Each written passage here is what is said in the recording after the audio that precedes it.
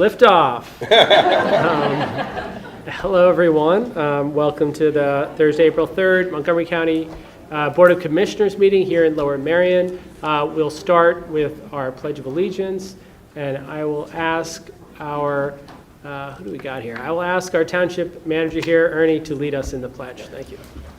I pledge allegiance to the flag of the United States of America, and to the republic for which it stands, one nation, under God, indivisible, with liberty and justice for all. So, are the mics working okay? We're new to this space. Everyone can hear me? You good? I can. Okay, so welcome everyone. Seeing all three commissioners present, we'll call to order the April 3rd, 2025 meeting of the Montgomery County Board of Commissioners. Thank you for joining us here in Lower Merion Township. This is the third commissioners meeting we've taken together on the road, and I'm particularly excited to be home because we've had a meeting on the road in Limerick where Commissioner DeBella lives. We have every meeting in Norristown where Commissioner Winder lives, and now I have the shortest commute after we're done. And you're going to hear about some very exciting things because the work that is happening here in Lower Merion Township, thanks to our staff, the managers, thanks to for all the commissioners, the 14 commissioners here in Lower Merion, and thanks to our partnership with them, we've been able to make great advances on a number of issues, from housing to sustainability to transportation to parks and trails. I'm going to talk a little bit about those in my remarks, and we'll hear more in the meeting on the things that we're voting on. So I also want to thank our county staff that helped make this possible. Gabby, Judy, Scott, Communications, Megan, everyone who pulled this together. Thank you for bringing us here tonight. So I may be biased, but I think Lower Merion is, should I say it or not? I can say it here. It's the best place to live in Montco, and please don't send that to any of the other 61 municipalities. But I'm so grateful because many of the things that we talk about and that we've done at the county level have been modeled in Lower Merion. And we see that all the time when it comes to the policies that we're working on. So just before this, the three commissioners, we went on a tour of what's happening in Ardmore. We saw an affordable housing development that the county is supporting. So as you all know, housing is one of the critical issues that we face as a country, the lack of affordability, the lack of supply, and that affects us right here in Lower Merion. It affects us across Montgomery County. But local governments are stepping up, whether it's through the use of the zoning authority here, whether it's through creative mechanisms of finance and funding at the state level and through the county. We're doing what we can to make housing more affordable. So we're going to hear a little more about Ardmore House 2, a project right here that's going to create 48 new affordable housing units for seniors right in Ardmore. And I'm proud to share that the county awarded $5 million towards that project to the township. It's a historic investment in some of the most vulnerable members of our community and on the issue of housing and security. And it's just an example of the collaboration that it takes to make things happen. That project would not have happened without leadership in the township, in the county, and in the state as well. So we'll hear about that. Second, on the issue of sustainability, just last year, the county awarded $250,000 towards the installation of solar panels on rooftops in the Lower Merion Library system. So we'll hear more about that project. And by the way, shout out to our local libraries. Did you know next week is National Library Week? Anybody know that? Anybody work in the libraries? Anybody visit the libraries here in Lower Merion? Raise your hand. Give them a round of applause. You know, I see this every weekend. We often take my son to libraries within the system, Narberth Library after we've been to the park, and it's just a great asset for young families, for people in the community, whether it's story time or any of the number of activities that happen in our libraries. I know it's critical to so many of the families here. We've also committed to supporting sustainability efforts, of course, beyond that. At the county level, you may have heard, we're working on a hydroelectric dam in Norristown on the Schuylkill, which would get us to 100% renewable energy in just a few years if we can get through the federal permits, which is the hard part. But Lower Merion really led the way on a number of sustainability goals that inspired the county as well. So we look forward to working together on that. Beyond sustainability, we have the Monco 2040 grant program, which has invested about $18 million in 140 grants across the county. And here in Lower Merion, that includes one for the Indigo Bike Share program, which is looking at growing in the Bala Shopping Center and the office park. We've funded $150,000 towards the Wynwood Valley Park stream restoration. And many of these things have visible improvements that make it easier for people to get from one place to another, that make parks accessible for all residents, and really excited that we have a number of those still in the pipeline that are being considered and to come. So one of the great things that's happened across the county that you may not know, but you may see through use of the Kinwood Trail, is that we've continued to invest in parks and trails, and we just achieved last year 100 miles of trails in Montgomery County. So that's a historic milestone. Thank you. Thank you to, so I see Bill Hartman you're going to hear from in a second, who runs our parks and trails in our planning department. But this is a public resource. It's a big reason why people love living here is because the trails are accessible to everyone. It's a safe place to get from A to B, and is important for physical health, mental health, and the fact that we're continuing to invest in that will, I think, only continue to be appreciated. For those who don't know, there's the Mainline Greenway, which is a project that is really being pioneered down here in Lower Merion, and I started off, actually before I even held office, I went on a bike ride with Chris Laswig, and he gave us the tour. Is Chris still here? I want to thank Chris for all of his leadership. He's back here. But creating a way to cycle from the Kinwood Heritage Trail to Stoneleigh Garden is just going to be such a great thing for all of the residents down here. And we look forward to making real and investing in the kind of vision that you've had over so many years. Okay, so that's a little bit about our collaboration, and you're going to hear more. I'm going to tell you a little bit about what we're voting on. So something very exciting on today's agenda for the county is an investment in modern, transparent, and accountable government. So earlier this year, we outlined a plan to make sure that Monco is working harder, smarter, and centering innovation on all of our work. So that included the creation of an Office of Innovation, Strategy, and Performance. And we are committed to making sure that the county is a place where we're leading on using new technology, deploying artificial intelligence, optimizing the way that we function to better serve county residents. So on today's agenda, we're voting to invest $1 million over 3 years to open public data both to the public and to make it easier for people to assess whether we're actually delivering on the job or not, which I think will overall improve performance. So you're going to hear more on that before we vote on it. But with these new tools, we're going to be able to track progress and goals, make our budgeting platform even more accessible so that people can get a sense of what the county is doing and how we're delivering. Second, you're going to hear about a commission on the use of artificial intelligence for public good, and that's something that we're going to create with the hopes that we can pioneer different strategies that serve the public.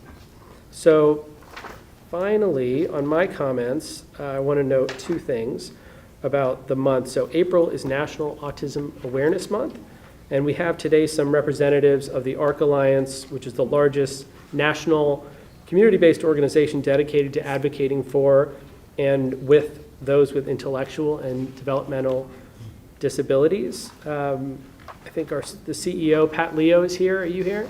Pat Leo's back here. I'm going to ask you guys to come up in just a moment. COO Jessica Wagamon, is that correct? You can work on that. Tell me when you get up here.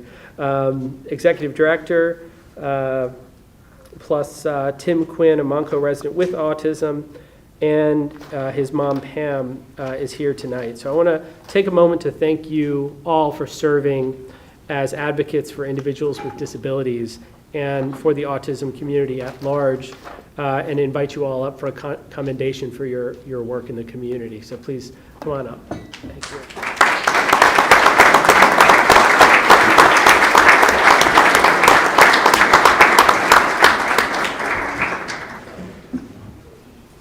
I think you can walk around here.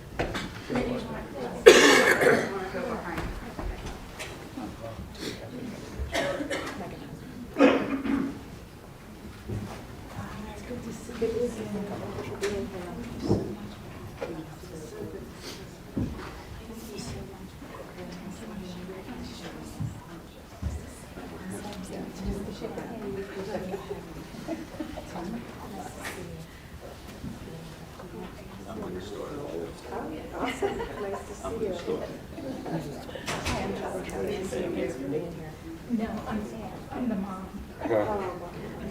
Hi, I'm Jessica. Nice to meet you.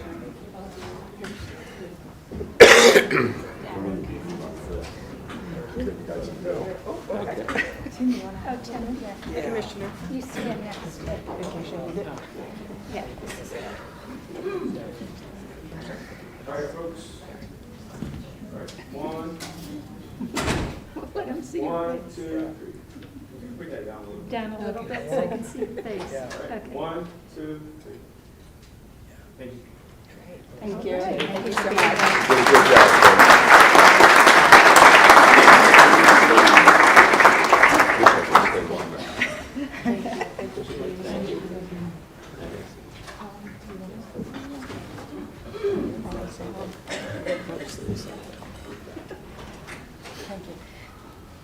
Hi, so my name is Pat Leo. I'm the CEO of the ARC Alliance.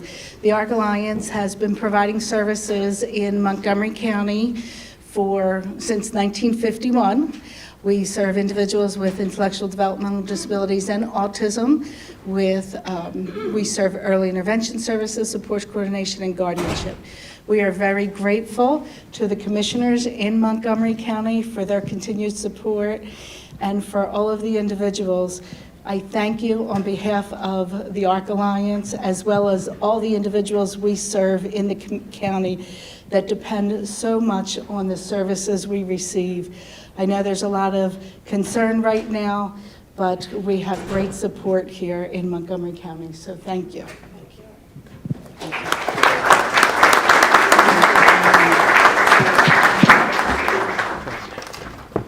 Okay, so then for my final comment, before I turn it over to Commissioner Winder, you may have seen on April 1st, we announced a historic merger, Montgomery County, Pennsylvania, and Montgomery County, Maryland.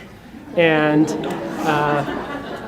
we thought it was important to put our differences aside, whether it be, the 150 miles, the state of Delaware. We put all of those things aside, and in the goals of scale and efficiency, we thought we should merge. So it was April 1st when we said that. I just want to confirm everyone knows that. But we could still claim famous residents of both counties. We do that anyway. So with that, I will turn it over to Commissioner Winder. That was a really great April Fool's joke, and for those that follow us on Facebook, you can see the actual post. So good evening, everyone. How's everyone doing? Doing okay? Good. Well, thank you so much for being here, and it's great to be out on our third meeting on the road. I want to thank Lower Merion Township for your collaboration on tonight's event. And thank you always, as Commissioner McKeisha said, to our dedicated staff at the county who we have a lot of wild ideas, things that we want to do, and they're the ones that make it happen. So we couldn't do it without our county staff. As we're here on the road in Lower Merion, I just wanted to take some time to highlight how the county is collaborating with the township to improve roads and trails in this part of the county. Lower Merion Township and Narberth Borough have been working with Montgomery County's Planning Commission on an active transportation plan. Active transportation is anything that gets us moving physically, whether it's walking, cycling, or rolling. The goal of this plan is to identify and develop safe, sustainable, and accessible opportunities to travel around and between communities. This includes making intersections easier to navigate and improving traffic calming. Traffic calming, that's new. The plan involved a survey to many residents here, which will soon be wrapped up. And so what I would say is, Neil, next time we're here, I'll expect to see you on roller skates. Does anybody want to see him on roller skates? Yeah. Yes, right, yes. Late last year, Lower Merion Township was awarded over $270,000 in federal funding to make Montgomery Avenue safer. This funding was secured through a strong partnership between the county, the township, and the Delaware Valley Regional Planning Commission. The Safe Streets and Roads for All grants are key components of a regional goal to make our roadways safer and more accessible. Good connections are not just about infrastructure. They allow people to move around safely, which strengthens our communities. Late last year, so that's the end of that comment. So I have a few high school students here that we want to take a moment to celebrate here. They are remarkable high school students with very strong community spirit. From Lower Merion High School, let's welcome Reese Appelstein and Lucia Ridgway. Are you here?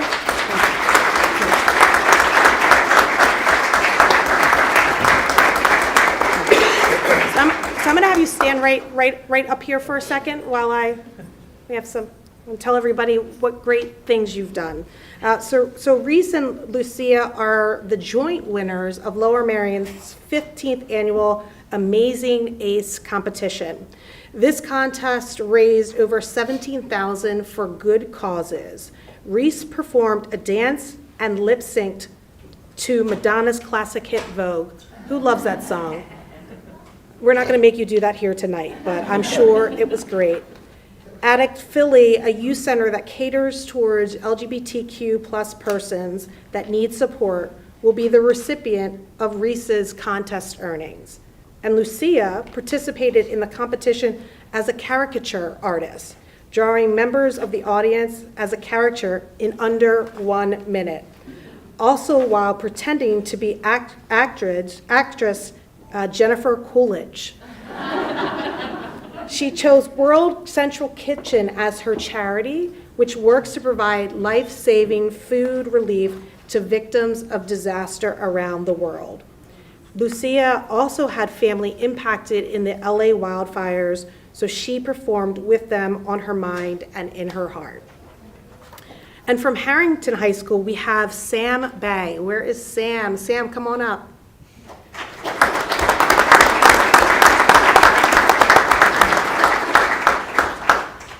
So Sam is the winner of the 2025 Dr. Harrington competition, Harrington High School's annual flagship talent contest and fundraiser.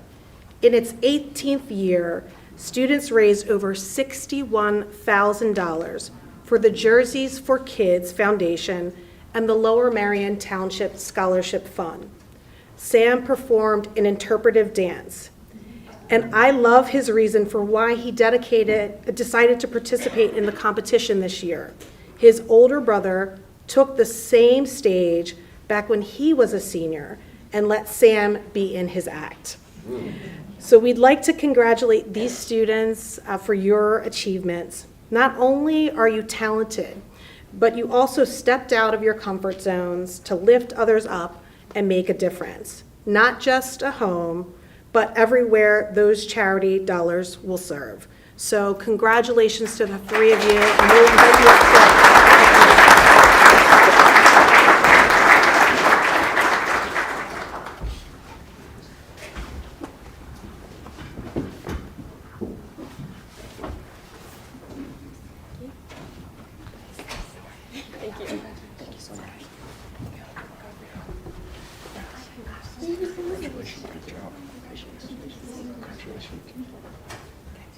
We're going to put the three of you in the middle, okay? All right, great, folks. 1, 2, thank you. Great. Congratulations. Thank you for being here.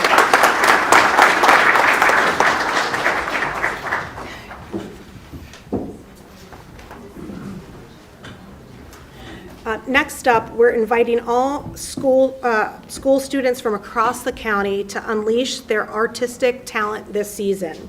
I'm pleased to announce that Montgomery County's annual Art and Poetry of Freedom contest is now open for applications for 2025. This year's theme is Hope in Action. K through 12 students from across the county are encouraged to use their creativity to spread messages for the change they would like to see in the world. The contest winner will receive a $100 gift card and will be honored at the county's Juneteenth flag-raising event on June 18th. Every year, the students inspire me with the depth of their work. The way these students can use art and poetry to share their vision for a better world and advocate for positive change, it speaks to the diversity of the talent we have across the county. So applications are now open through May 16th, so get those pens and paints to paper. If you've never attended our Juneteenth flag raising ceremony, it's incredibly moving, in great part because it's a wonderful opportunity to celebrate the voices and talents of our county's youngest residents. This focus on our youngest residents continues as next week is the Week of the Young Child.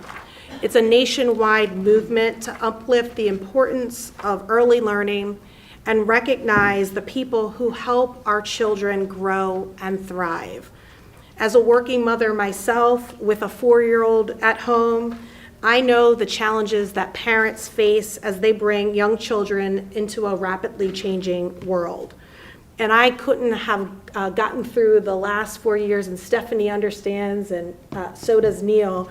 I couldn't have gotten through the last 4 years with my little guy if it wasn't for his early learning center and the teachers that have really helped him thrive into an amazing little boy. I can't believe he'll be going into kindergarten this coming year. So here are some examples of how Montgomery County is working hard to ensure the best possible start for our youngest residents and the grown-ups who support them. We invested $3.5 million into the county's child care centers. We've designated $1 million to support young families affected by domestic violence. We increased our paid parental leave for our county employees. We provide child care on-site for those engaging in our court system. And our Early Learning Resource Center offers hands-on support to child care providers to create high-quality outcomes. We know the job takes a village, and the county is prepared to be a part of that village. I've got a couple more things here, and then I'll be done. As we think about supporting our village, April 7th through the 13th is National Public Health Week. This time is focused on recognizing the contributions of our public health workers and highlighting issues that are important to advancing health equity and improving our community's health. Public health is often referred to as the invisible shield because much of the work happens behind the scenes to prevent disease. When things are good, you don't have much to think about. Here are just some things that our amazing Office of Public Health achieved recently to keep Montgomery County safe. We produced our first community health assessment, which summarizes important data about the health and well-being of our residents. We issued 42 extreme weather alerts to protect our most vulnerable residents who may be living on the streets. Contained measles outbreaks in Monco through investigation and contact tracing. Distributed over 37,000 potassium iodine pills in the Limerick area. Conducted over 6,600 inspections of dining facilities in our county. Collaborated on a training and certification of 7 new community doulas supporting Black and African American residents and families, and so much more. I see Dr. Williams, our Director of Health and Human Services, in the back. I want to thank you for your leadership and the great work of your public health team. Investing in public health is critical. Yeah, let's give her a round of applause. Investing in public health is critically important for all of us. We thank our dedicated public health workers. We strongly support policies and infrastructure that facilitates the public's health. And I oppose potentially devastating cuts to the critical public health programs and roles at the federal level. This includes the infectious disease management, substance abuse and mental health services, food, drug, and tobacco safety, and lead poisoning reduction. These are programs that don't just serve people directly. They impact all of us and keep all of our communities safe and healthy. And last but not least, I think, last but not least, does everybody know that April is Stress Awareness Month? Does anybody know that? Okay. Has anybody been stressed this month? I mean, it's only the third day of April. Well, I've been stressed, and it's only the third day of April. But in all seriousness, we know that life can be stressful for a variety of reasons, and it's important for us to take note of ways we can lower our stress levels. Of course, there are things that we can do as individuals, taking walks, talking to friends, going to the gym. But as a leader, I consider it an important part of my role in making sure that our community has access to the resources they need, and that the county is enabling policies that encourage us to use those services. This includes policies like No Wrong Door for mental health services, so individuals can access care from various points of entry, whether through schools, clinics, or hospitals. One key resource I want to highlight tonight is Montgomery County's mobile crisis. Our mobile crisis unit is free of service that is available 24/7 for county residents. Our crisis workers can offer immediate support for crisis situations through emotional support and crisis intervention. I'll repeat, this is a free resource, and I've used this resource for my own family. So I want to encourage this community to leverage this resource. If you have a loved one that needs support, you can call our Monco's mobile crisis team at 1-855-634-HOPE. And the county also announced last year our plans to make a major investment in a behavioral health services available to our residents through our new Behavioral Health Crisis Center, which will schedule to be open in 2026. We have to recognize stress and those loved ones, friends, and neighbors that might be struggling with mental health challenges, and that's the first step in coping. And so together we can encourage ourselves and others to seek help before reaching a crisis point. So with that, I'll turn it over to my colleague, Commissioner DeBello. Thank you. April Stress Month? It is, yeah. Oh, wow. We're not stressed. I have to say, Never. we have boardroom envy for sure. This is a great room here. And what a beautiful setup. We're really excited to be here in Lower Merion. I didn't know you were from Lower Merion. Did you ever mention that? Neil's a good guy. I'm only kidding around.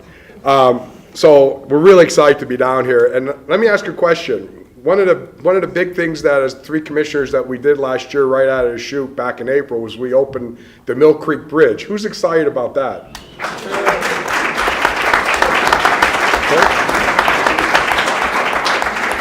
That was a big thing. We got together and we said we got to get that bridge open a lot sooner than what was projected. We worked hard and we came down and had a ribbon cutting on the bridge, and neighbors even showed up with champagne. So it was a fun afternoon. So we're glad that we were able to do that. Sparkling cider. Well, we had sparkling cider. It wasn't real champagne. Oh, maybe there was. I think some other people had champagne, but it was a fun afternoon, and we're happy that we were able to get that open for the Lower Merion residents. So, there's a lot that's been going on, as mentioned, and, one of the things I get the opportunity to do this evening is I'm going to recognize some different groups throughout, not only throughout Lower Merion, but also in the county as well. And one of the groups that I want to start off with recognizing is our Montgomery County Department of Public Safety. They're impacting people across Montgomery County every day. And they're great partners with the volunteer firefighters and law enforcement throughout the county. You might not know many ways that they contribute to safety and sanity of our county. So let me tell you about a few things some of our public safety has done in the Lower Merion community so that you can get an idea of the ways they're here to help. One of the major aspects of their work is training and preparedness. Their emergency training has been focused on emergency medical services division, recently participated in an active shooter hostile event response exercise with an Arbeth ambulance and Lower Merion police. That's a scenario that we might see in our nightmares and try to forget, but rest assured that they are actively preparing for it. Our fire academy is also instrumental in training local firefighters. In 2024, they provided over 5,500 total training hours and awarded 30 professional certifications to Lower Merion firefighters. And when you think of the major fire like we had over in Abington, it seems like about 4 or 5 weeks ago or 6 weeks ago, we had fire departments from probably 65 plus different fire around Montgomery County or neighboring counties, and it was the biggest fire that we could track back and see over history in Montgomery County. It was unbelievable, and 98% of all the firefighters that showed up on scene were all volunteers. And that what was really amazing about that fire was that there was no injuries, no deaths, and no secondary fires as well. So all of the firefighters, all the first responders did an amazing job. And similarly, the law enforcement division hosted 40 training days for 207 Lower Merion police officers last year on the firearms range at the Public Safety Training Campus. They're also hosting several training courses for the Lower Merion Police Department this year, including traffic crash investigations, emergency vehicle operations, and command courses. And last but not least, the technology division has worked with Lower Merion fire departments to upgrade their radios, because we all know communications is extremely important. So with that, I think Brian McCown, Brian, you here? Brian, right stand up. He heads up our public safety emergency management. He's doing an incredible job. And I don't know if you have any other staff here with you.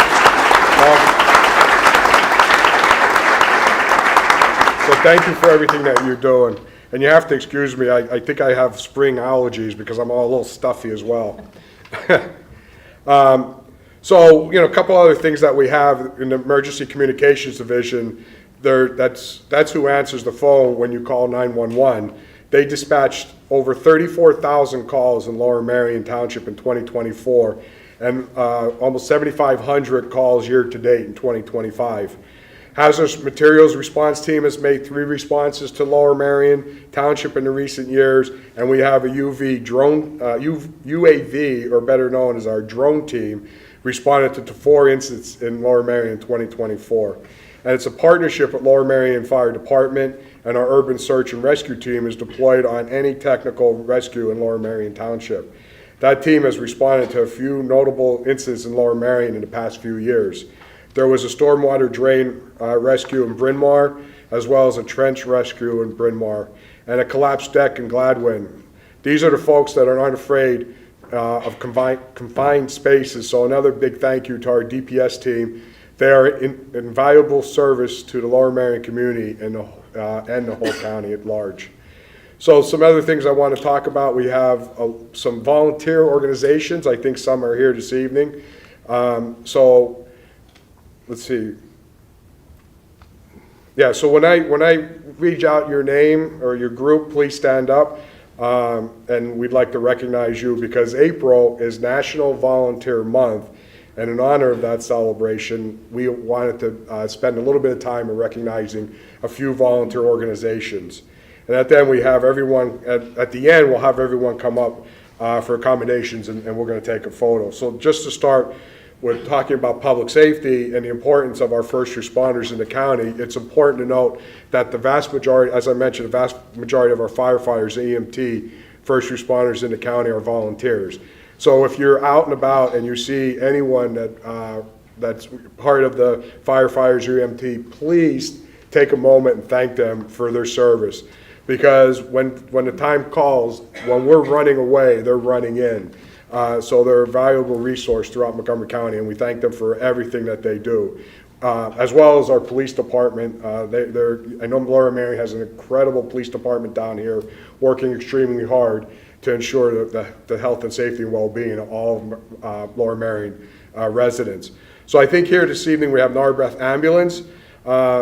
We have 3 members, I believe, from the group. I'd like to recognize, and if you're not here, I apologize, but if you're here, please stand up. Al Davey, John Mick, and Robert Weber for their service to the community.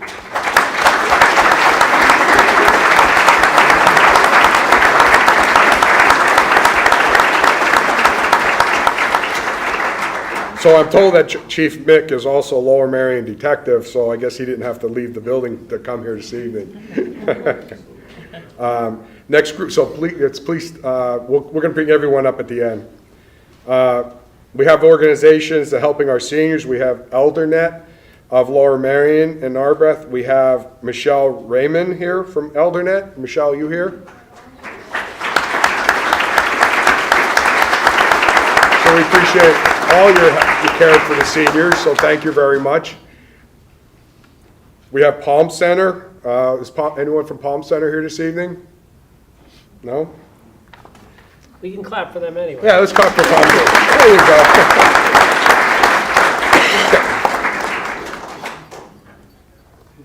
So another important aspect of the community outreach is our food banks. And I know that, throughout Montgomery County, the service that these food banks are providing are amazing because we're seeing a growing number of people in need of food, either every day or every few days or so. So we want to thank everyone that has donated food or helped at food banks to help our residents. And so we have Gigi, I'm going to mess this up, I think, huh? Yeah, Moffitt. Gigi Moffitt. Did I say it right? Thank you.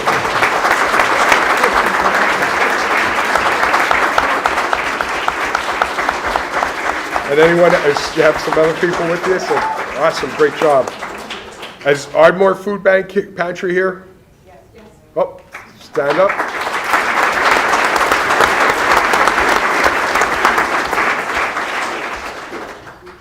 We also have representatives from organizations providing a range of key services to those in need, from education and wellness programs to housing and Medicare assistance. We have, oh boy, Monu, huh?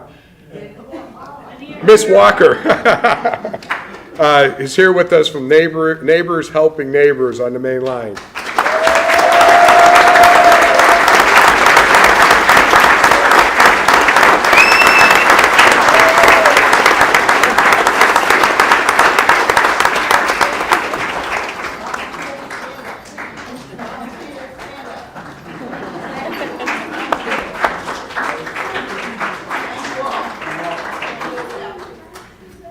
What a night to be congested. I've had this right. RSVP, a King of Prussia-based service organization that services all of Monco, is here with us as well. We have Michelle Mole. Is Michelle here?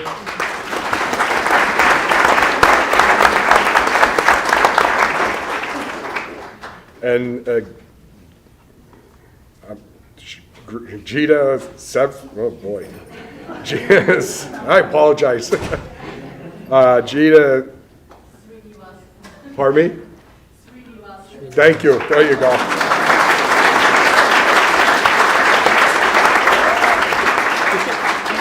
Give me that one next. I'm gonna say give me that one. And then we also have, finally, we have some local chapters of League of Women Voters. From Lower Merion and Arbroath League of Women Voters, Jamie Mogo. Jamie here? Over there. And we also is Dr. Amy Weidstrom from Abington, Cheltenham, Jenkintown area leader.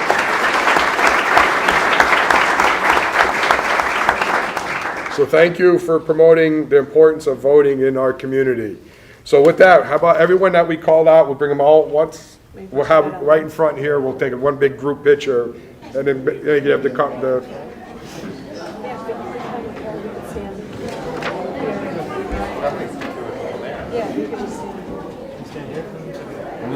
That's Megan. Thank you. Nice to meet you. How are you? See you. How are you?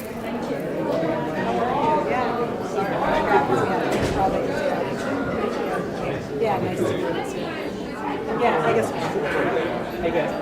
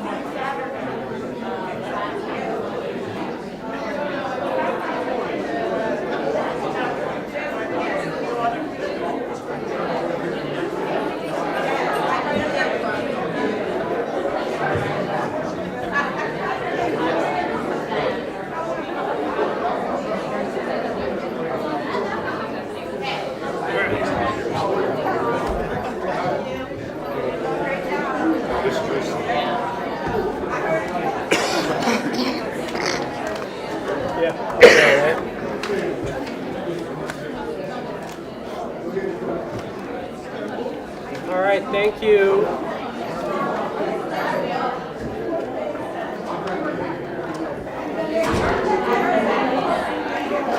Okay, thank you, everyone. We're gonna move on to two presentations.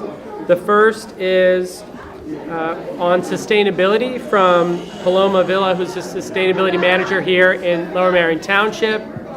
And then we're going to hear on affordable housing from Charlie Doyle, Assistant Director of Planning here in Lower Merion. So I'll ask Paloma to come up.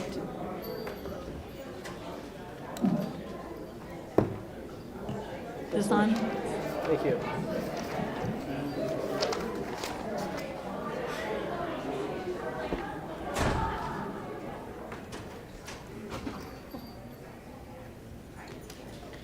Okay. Good evening. I'm Paloma Villa. I'm the Sustainability Manager for Lower Merion Township, and I'm here to talk to you about Lower Merion's sustainability program. Now, while I'm covering the program of sustainability that began with the hiring of a sustainability manager, I do want to make it clear that Lower Merion Township's commitment to sustainability spans back decades before the program as we know it started. But what this program has done is allow the township to use an informed, data-driven, prioritized approach towards sustainability. It's allowed the township to be clear on what its goals are as an organization and as a community. And it's allowed us to communicate those goals and progress towards those goals to stakeholders, to integrate sustainability into township operations, and to pursue programs that don't fit squarely into any existing township operations. Similarly, Lower Merion Township's partnership with Montgomery County goes back a long time before this program started. But what I'll be highlighting are the ways in which Montgomery County's support has been instrumental to this program's success since its inception. Our sustainability efforts are largely informed by a greenhouse gas inventory and forecast that were conducted through the DEP's Local Climate Action Planning Program in partnership with Penn State University. And here you can see a high-level summary of our greenhouse gas emissions as an organization as well as a community.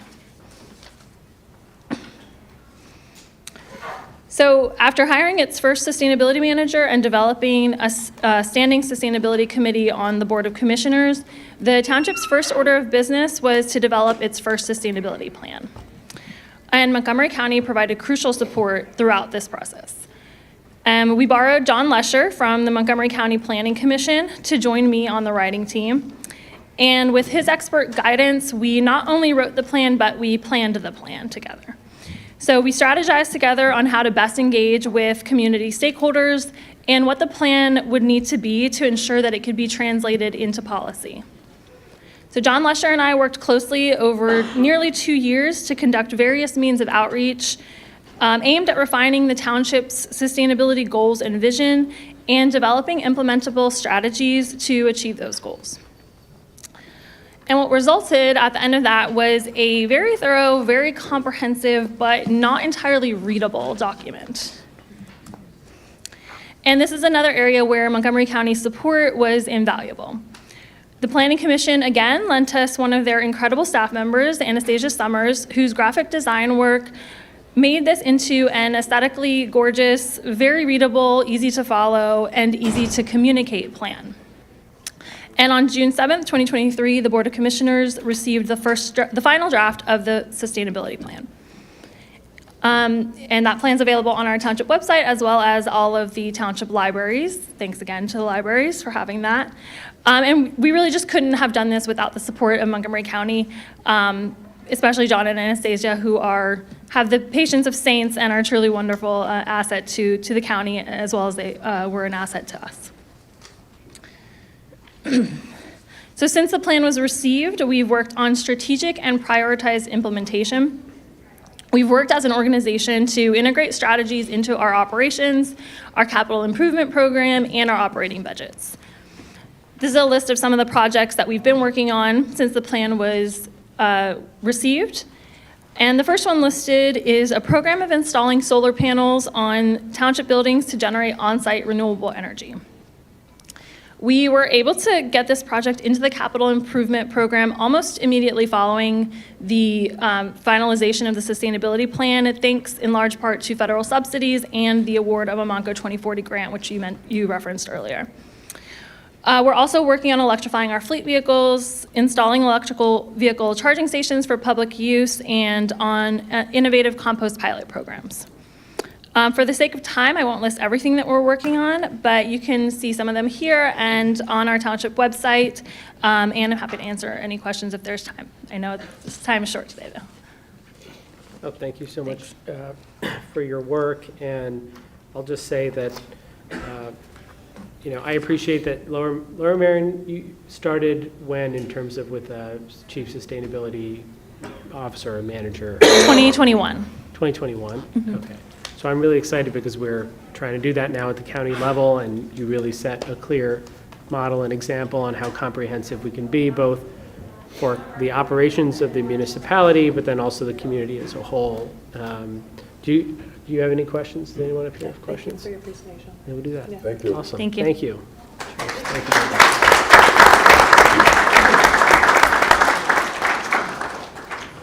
All right. Next up, we have Charlie Doyle. Thank you, Charlie. If you could just bear with me while I just load my presentation very quickly.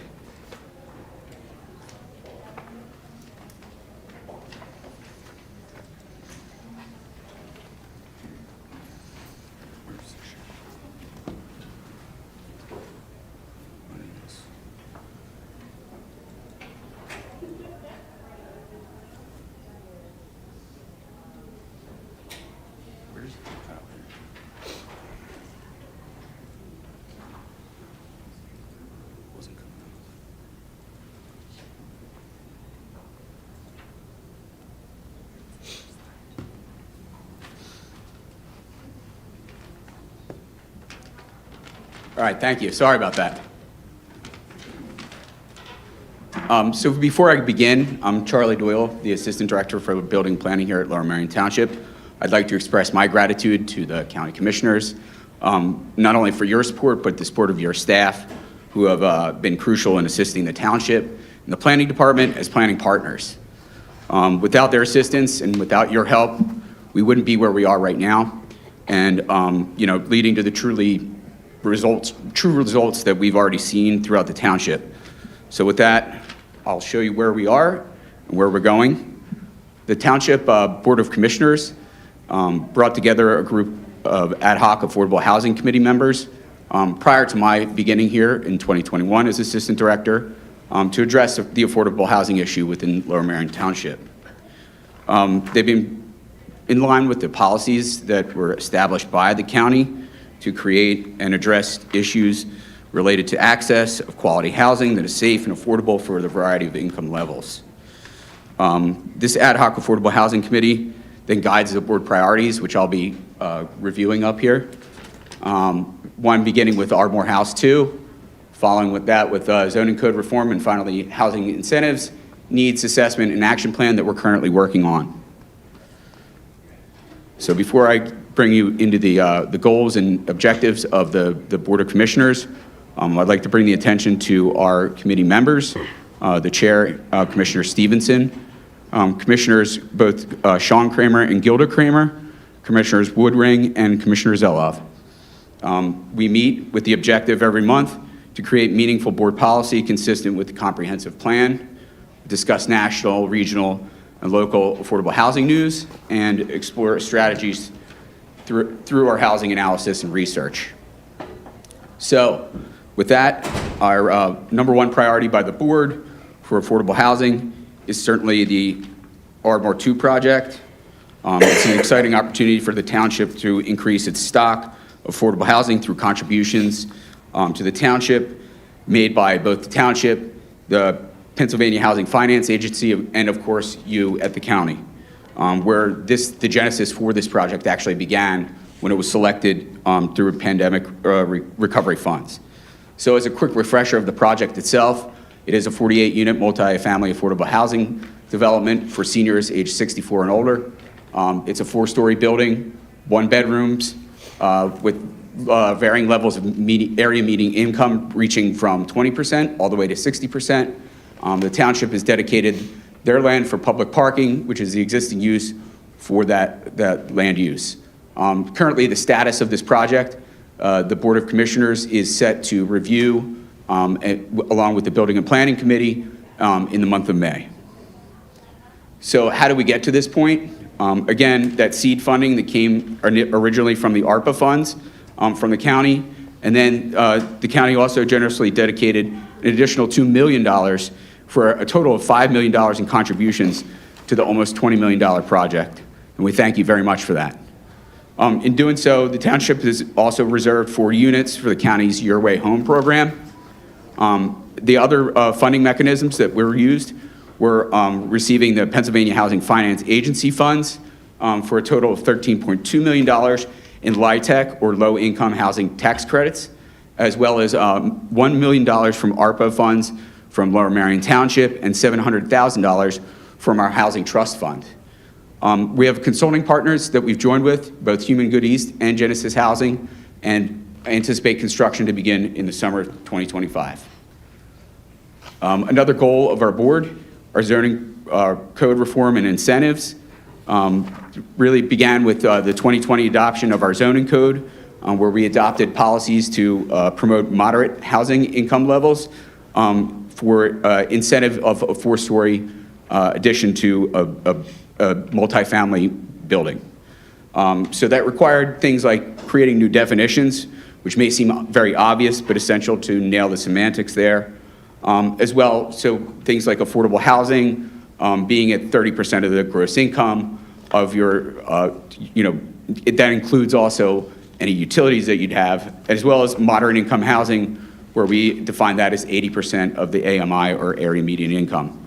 So this incentive was created going through the TC1 district, which is our town center district. Again, with that 4-story incentive, you either needed to create 5 units at a minimum, or 20% of the units of that building for moderate income housing, or contribute 5% of the construction costs. So just to give you an idea, one of the projects that we did have right here in Suburban Square, Coulter Ave, created a bulk of the funds that we created for that housing trust fund that we're using then to flex for the Ardmore House 2 project. We're also working with developers for 2 examples here. One being that incentive that was actually negotiated with on 355 West Lancaster, which is coming up pretty soon for development. We're seeing final plans coming up very soon. We'll increase the number of affordable housing units for moderate housing income by 25 units for that project. And then we also worked with a project in Ballackinwood for 111 Presidential, which is a very large building. It's 425 units of a mixed-use multifamily building. We were able to actually just work with the developers themselves to get an in-kind contribution of 21 units at the moderate income level, and then another 21 units at the workforce housing level, which is still 120% of the AMI, but still much better than some of the other costs that we've seen for apartments around here. And then finally, the township and the ad hoc affordable housing committee have worked together to create an RFP that's been out for a housing needs and assessment and action plan. So the purpose here is to get a detailed understanding through the housing inventory of the current housing stock, and create some pragmatic policy decisions that promote and increase affordable housing within the township. the housing needs and assessment and action plan itself, the housing assessment consists of analyzing housing, demographic trends, and socioeconomics to inform the housing action plan, which then creates policy recommendations that reasonably promote attainable and affordable housing throughout the township. Again, that request for proposal is out now, and it's due in April 10th. And finally, so I'd like to conclude, again, by thanking you and commending some of the work that your staff has done here. First, begin with Scott France and the Montgomery County Planning Commission. They were essential, and their staff contributions were essential in helping towards where we are today. And I really do thank Scott. He runs a tight ship over there, and we appreciate all the help that they get. That goes through, things like, helping us with the Restart Monco, housing affordability, and as well as their workforce housing reports, which are an excellent series for resources. Again, their staff met with us to present to the Ad Hoc Affordable Housing Committee meeting, where they presented an assessment of our current status and then provided recommendations for affordable housing. And then we also use your data all the time. So that really helps inform us, and we'll be using that for the housing inventory itself. And can't forget the land development review process that you guys have helped with. And then finally, I have to also thank Kelly Silver at the Department of Housing and Community Development. She's been a fantastic champion for Lower Merion Township. And since the inception of Ardmore House 2, she's been supportive in navigating the process as a liaison to getting this project done. So thank you. Thank you very much. Any questions? Okay, good. Thank you so much. So I And- just go had a ahead. quick, Where do you go? quick comment. I just thank you for your presentation. I want to just thank Lower Merion for having the courage to tackle what we know is a national crisis. And we know we have 62 municipalities across Montgomery County, and Lower Merion is leading by example. And so when we're talking to other municipalities, we point to what Lower Merion is doing.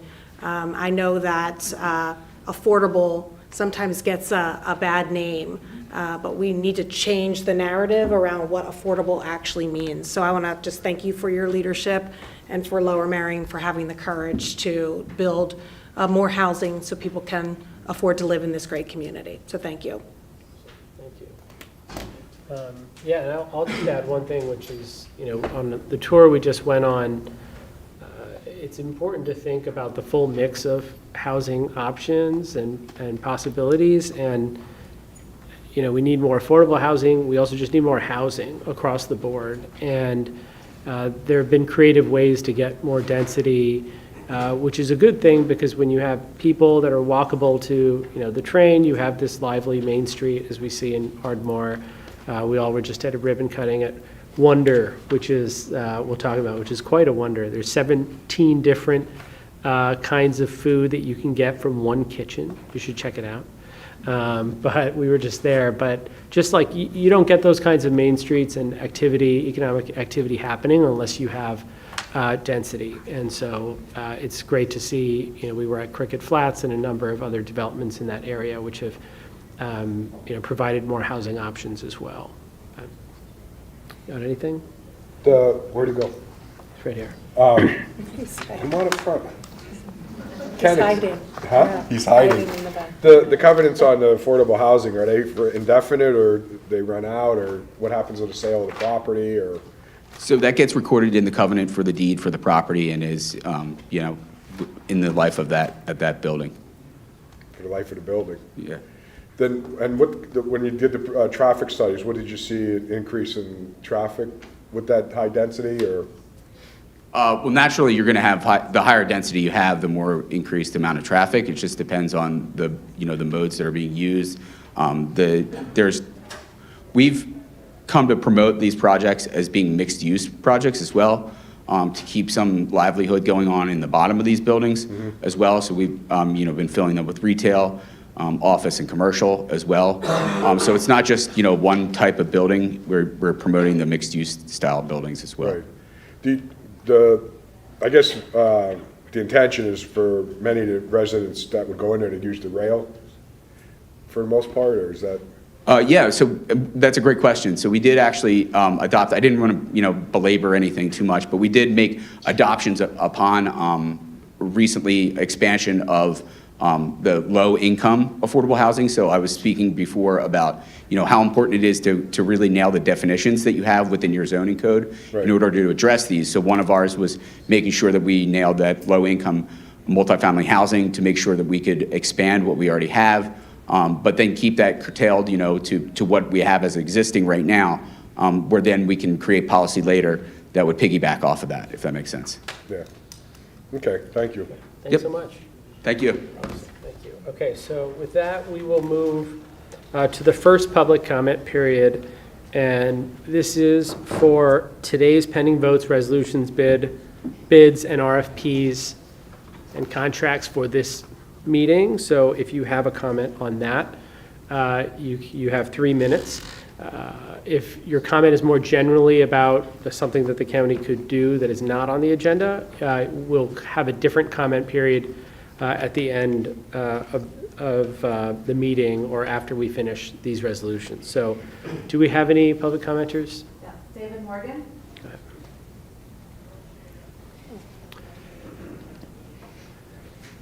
Good to see you. He made the trip to Lower Merion this time. Went to the free library and took the train here. It's great. Good evening, everyone. I'm from David Morgan from Ambler. I often go to the meetings, and I often advocate for the residents and businesses about taxes. So I'm going to first, though, say something outstanding. I think is in the RFPs. In the Exhibit B, we have number 3 for Maternity Care Coalition, help for maternal birth outcomes being successful, especially in minorities. And the Montgomery Mamas program in the past has done this. So I think that's an outstanding life-supporting effort. So I hope that can be very successful. I know pregnancy resource centers, which have like 300 successes a year, so it's really great. Then going backwards a little bit, we have the PFM Financial. This is a cautionary thing for me because in bonds, we have more borrowing, which causes more costs and eventually causes more taxes. So that being out of bond proceeds, I am wary about that one. Then going back before that one, we have in Exhibit A, the cost savings, which is definitely a theme I have, is if this office can generate much more cost savings than the cost of the office, great, hope that works really well. But I often speak about the taxes because we've had about 5 years I've charted with a tax acceleration going on, so that we have, if you look at your tax bills, if you can see them, maybe they go to your mortgage company, but for 3.4 jumping up to 5.2 this year is a increasing arc, which is actually a segmented geometric progression because you're multiplying certain percentages. And the percentages I have charted here on this chart, and I've shown this to commissioners before, this has a start with 5% starting in 2021 with the millage jumping there, then 8%, then 8%, then 13%, then 9.69 if you stay on the top line and look at your top line of your tax bills. You can calculate it, and so that's a almost 52% increase. And that long term, a lot of people don't know about. They just hear a snapshot 1 year. So I think we really have to say something to commissioners about that cost because it affects homelessness, it affects the pressure on our finances. If you've got a tax bill for the school district, if you've got a tax for other things, and also cost of food and everything else going up. And so in terms of cost controlling, I bring out agenda items. And so one lately has been related to additional salaries or the large buildings like the $415 million Justice Center.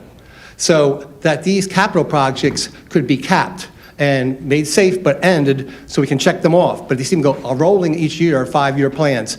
And then also personnel and salaries, we had, in one aspect of the meeting is July, we had 35 law firms contracted to help, but now in this January 9th, all these positions were added as new positions, so the cost of that, including 5 solicitors down there bottom, becomes very exorbitant. So say to your commissions or pay. Say to them you're concerned about taxes or 6th year of tax increase. Thank you very much. Any other comments? Okay. I think we're good. We'll move on to approval of the minutes. Is there anyone else, or is that it? That's it, that's it, right? Okay. Anybody online? Nope. Good. Nope. Is there a motion to approve the March 20th, 2025 minutes of the Montgomery County Board of Commissioners meeting? So moved. Moved by Commissioner DeBello. Is there a second? Second that. Seconded by Commissioner Winder. Any board comment? All in favor? Aye. Aye. Aye, the minutes are approved. Moving on to resolutions, I'll ask Bill Hartman to present an authorization to award an open space grant to Riverbend Environmental Education Center.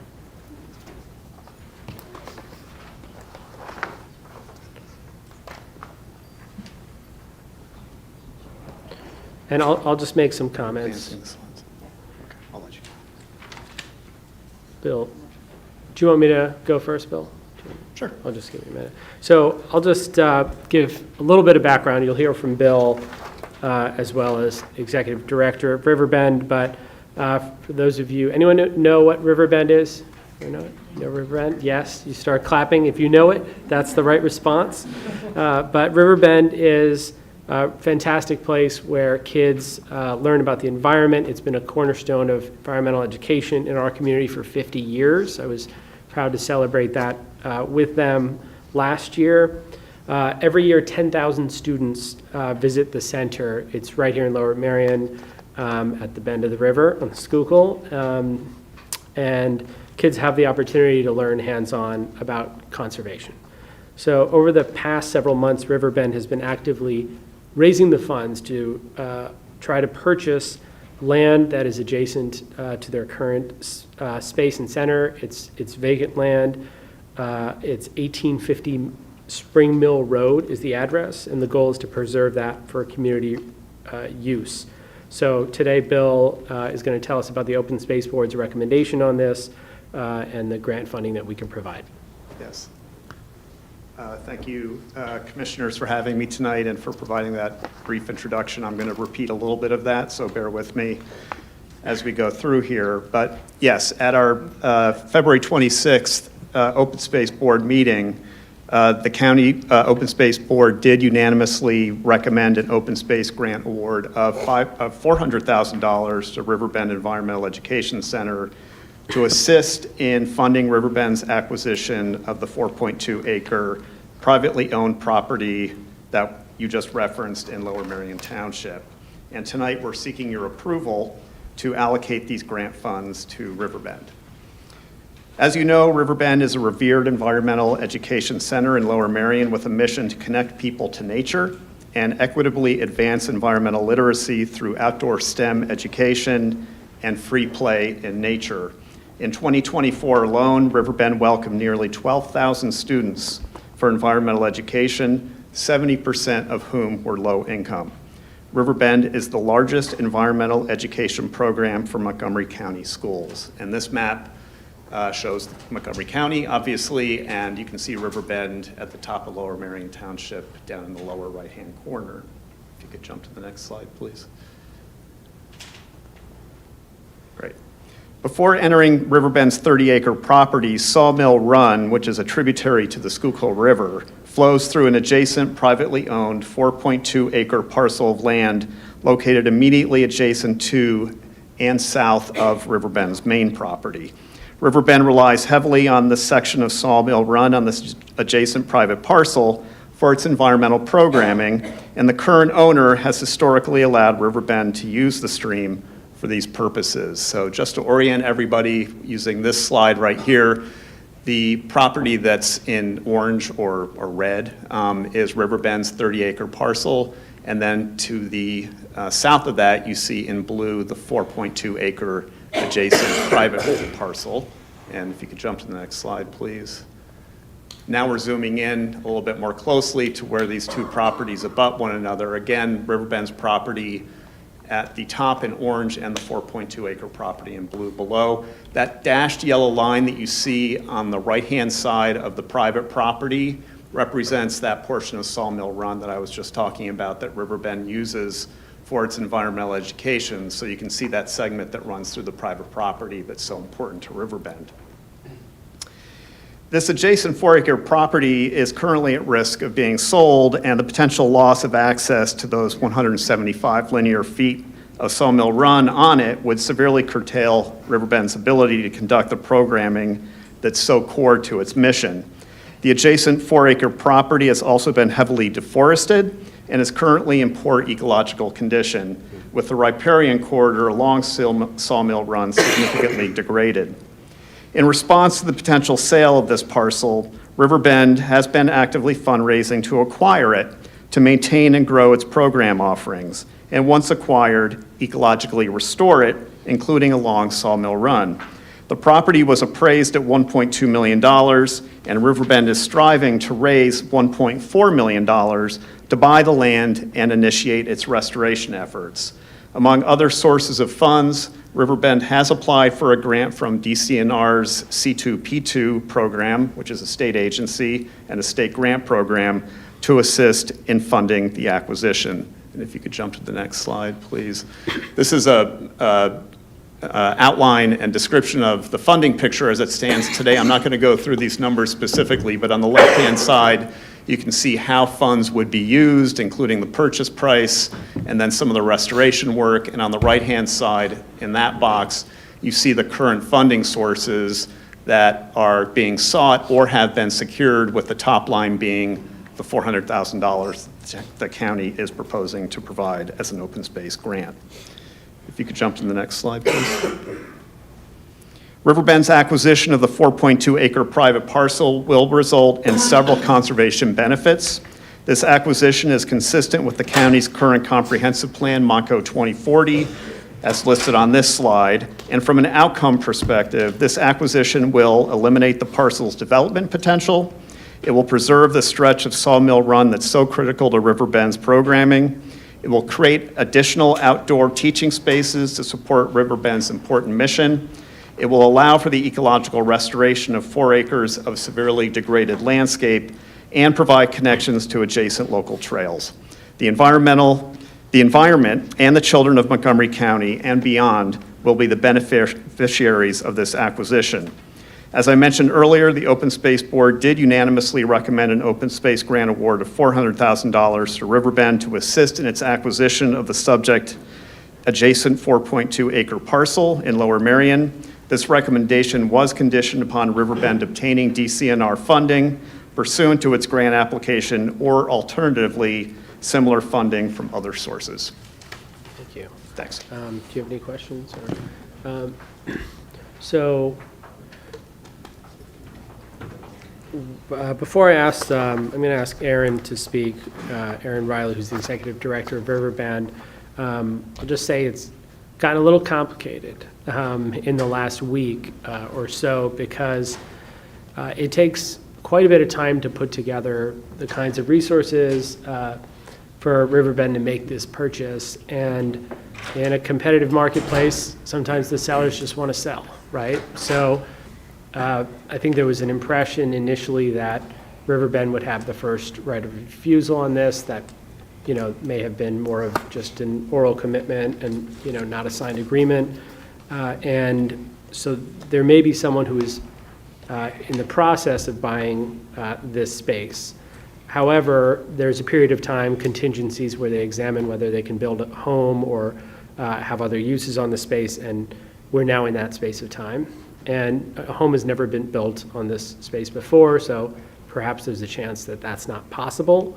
So by providing a grant, we're giving them the ability to still come in and purchase the land if either that doesn't go through because it cannot be used for a home, or because the buyer hears about this from the meeting and decides to cede what legal contractual right they may have to go forward with the sale because they see the public value in this. And I've also talked to the township and working with our solicitors to see, is this a case where we could have a public park here? Because right now there's nothing on the land, and from personal experience, from what I've seen with Riverbend, my own kid, playing in a creek like the one that's on this land is, it's amazing to see their learning about nature, their curiosity, and we just don't have a lot of spaces like that in Lower Merion and Montgomery County, especially down here.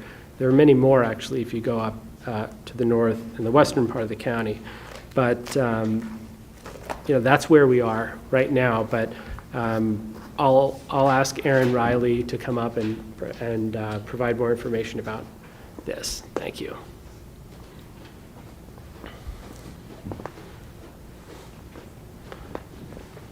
Thanks so much, Commissioners, and thank you to Bill and to Scott France at the county and to everybody in the township, Brandon Ford, Mr. Zelov, I see here tonight, other folks in the township who've also helped step forward with grant funds to make it possible for Riverbend to preserve this open space. Absolutely right. Riverbend has been in Lower Merion 50 years, and we serve 10 to 12,000 children a year. And so what we see with kids is that childhood is really different now. It's happening a lot on screens. And so we all know the benefits of getting outside in nature for kids, even for ourselves. I mean, thinking about April is stress month. Getting outside is an antidote to the pace and the intensity of contemporary life. So we know that we have to have, just as Commissioner McKee just said, we have to have the natural spaces in our township and in our county to get these kids out. So we're really optimistic about this parcel. Like the Commissioner explained, we would have to get really creative to think about how to continue Riverbend's educational programming without the stream on this parcel. So we're really hopeful that it all comes together. And Montgomery County is known for its green spaces. It's a point of pride for our county. We're really lucky to live in a place where county government and township government cares about environment, cares about open space, cares about sustainability. I'm excited that the county's leadership in having an open space fund has opened up some conversation here in Lower Merion about the potential creation of an open space fund here in the township. So lots of good has come from this process already, and we're very excited to hopefully accept this grant in hopes of securing 1850 Spring Mill Road. Thank you so much, and thanks again to the staff. Thank you. Any questions? No. Okay. So thank you so much. So we'll move to a vote.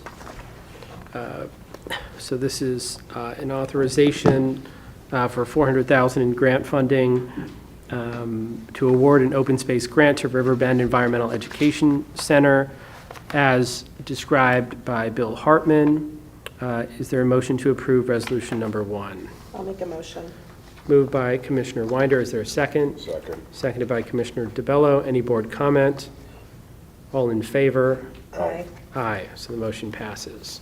So thank you, and thank you, Bill, and we'll keep everyone updated on these developments. And if you are the person who's trying to buy 1850 Spring Mill Road, please give us a call, and we will name a beautiful grove after you on the park, and tens of thousands of children will see it in the years to come. So with that, we'll move on to the establishment of the Advisory Council on Artificial Intelligence for Public Good, and you'll hear from Stephanie Tipton. Will we hear from you, or do you want to hear from me? Yes.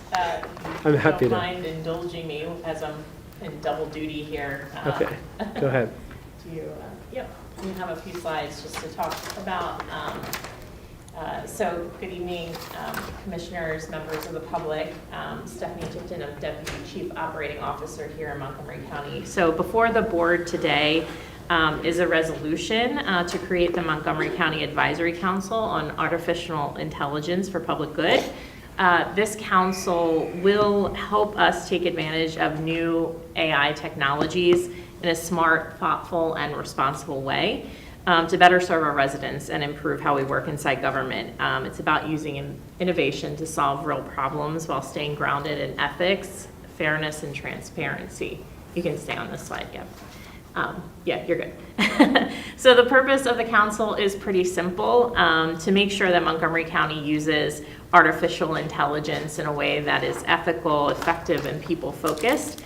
This means better public services, more efficient internal processes, and smarter ways to engage our community, all while protecting equity, privacy, and accountability. And so here in Montgomery County, we're really aiming to lead by example with the formation of this council. You can go to the next slide, thank you. So to do this well, we're setting up 2 connected teams as part of this resolution. First, an advisory council made up of 7 to 15 outside experts from a range of fields, including technology, healthcare, public safety, construction, and more. These members might come from the private sector, academia, or the public itself. Second, we will have an internal working group made up of county staff and as well as other stakeholders as needed. They will handle the hands-on work of putting all of these ideas into action. We believe this structure brings together both outside perspectives and internal know-how. Go to the next slide. So the advisory council will help us stay current with what's happening in AI, recommend use cases that make sense for local government, and help us avoid risks like bias or misuse. We recognize that we don't have all of that expertise in-house, and so we're really hoping that members of the public will participate in the council to help give us some of that guidance. The working group itself will take those ideas and lead the way on training and communication and implementation inside county departments. And together, they'll make sure our approach is practical, responsible, and very much tailored to our community needs. Go to the next slide. So there's several focus areas that are recommended through this advisory council. They'll focus on areas where artificial intelligence can genuinely help us do better, not by replacing people, but by giving us smarter tools to support good decision-making and improve service delivery. So you'll see here smart governance and open data, which is how AI can really help us spot trends in real time, improve how we share information to the public, and make it easier for residents to access services. Another focus area will be finance and procurement. So for example, we might be able to leverage AI to help flag unusual patterns that can help us prevent fraud or overspending. The goal here is to make sure every tax dollar goes further with faster processing and hopefully fewer delays. In areas like health and human services, AI can help staff potentially identify high-risk cases sooner, coordinate care more effectively, and manage larger caseloads. As it relates to public safety, AI tools can help assist first responders in analyzing data and crime trends or improve resource deployment.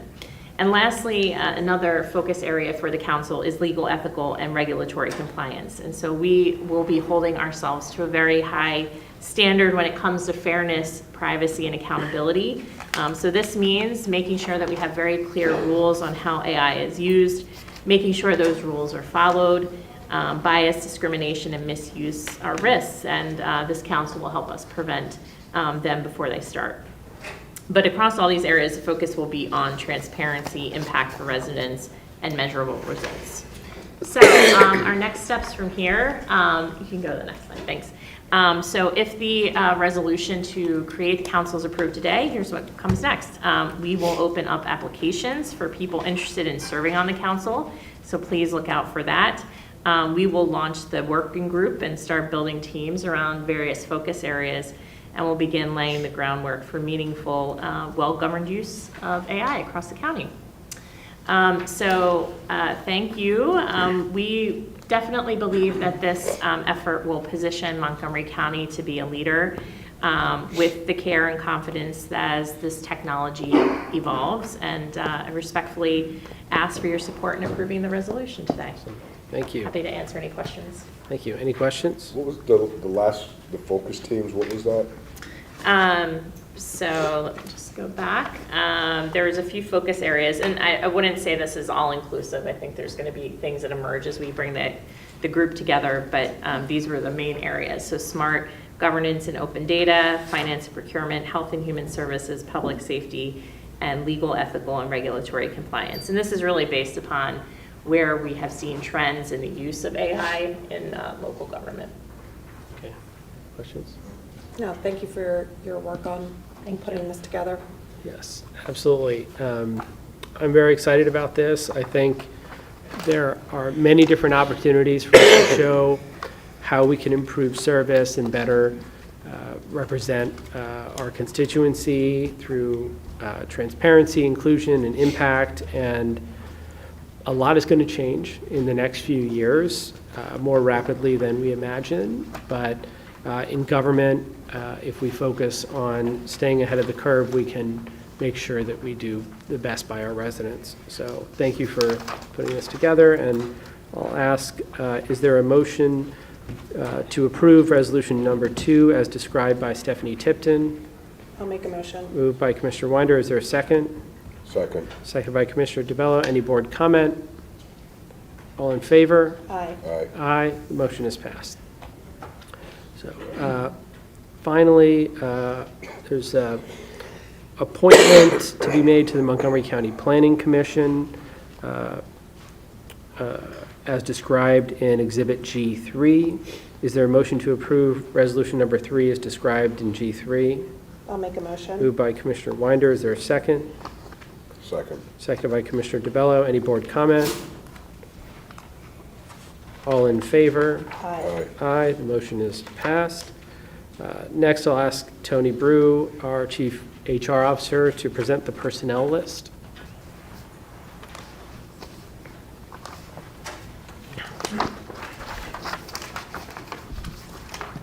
All right, good evening, Commissioners. You should have in front of you the final copy of the Commissioners' Department's Personnel List. It's a 3-page document dated April 2nd, 2025, with a timestamp of 1:37 p.m. All positions have been reviewed and accounted for and are presented for your consideration. Okay. Is there a motion to approve the April 3rd, 2025 personnel presentation as given by Mr. Anthony Brew? So moved. Moved by Commissioner DeBello. Is there a second? I'll second that. Seconded by Commissioner Winder. Any board comment? All in favor? Aye. Aye. The motion passes. Thank you. Easy enough. Thank you. Moving on to bids and RFPs on Exhibit A. Is there a motion to approve the advertisement of bids and RFPs for Montgomery County on attached Exhibit A? So moved. Moved by Commissioner DeBello. Is there a second? Second. Seconded by Commissioner Winder. Any board comment? So I'll comment on one, which is on item 7, we have an RFP for contract optimization and cost savings. This is just one proactive step in responsible financial stewardship. And it's not just about saving money, but it's making sure that we're spending it wisely. So we'll be looking to partner with an organization that could help us review our vendor contracts, identify inefficiencies like unused services, overlapping agreements, and help us find opportunities to renegotiate contracts wherever possible. And this is just part of our broader set of initiatives under the Office of Innovation, Strategy, and Performance to open up smarter ways of doing business. And it means making decisions based on data and ensuring that every dollar goes further for our residents. So it's not always a super splashy thing to talk about the public procurement process, but it's really important, especially now when there's uncertainty over federal funding and other issues that may arise. So, I'm glad we've got that in there, and I thank the team for pulling that together. Awesome. Any other comments? So, all in favor? Aye. Aye. Motion passes. Thank you. Moving on to awards of contract. Is there a motion to approve the contract awards, amendments, and renewals for Montgomery County on attached Exhibit B? So moved. Moved by Commissioner Winder. Is there a second? Second. Seconded by Commissioner DeBello. All in favor? Aye. Aye. Motion passes. Okay, so now we move on to the general public comment period. Oh, we have one more. Sorry, we've got one more. Don't forget the terrorism task force. So we have awards of contract for the Southeast PA Regional Task Force under Exhibit C. Is there a motion to approve contracts, awards, amendments, and renewals for Southeast PA Regional Task Force on attached Exhibit C? So moved. Moved by Commissioner Winder. Is there a second? Second. Seconded by Commissioner DeBello. Any board comment? All in favor? Aye. Aye. Sorry. Aye. Motion passes. Okay, now we move on to general public comment. All public comments must be relevant or germane to county business, and you have 3 minutes. I don't know where the clock is. Maybe it's on the clock's over there. So do we have any commenters? Go ahead. Go ahead.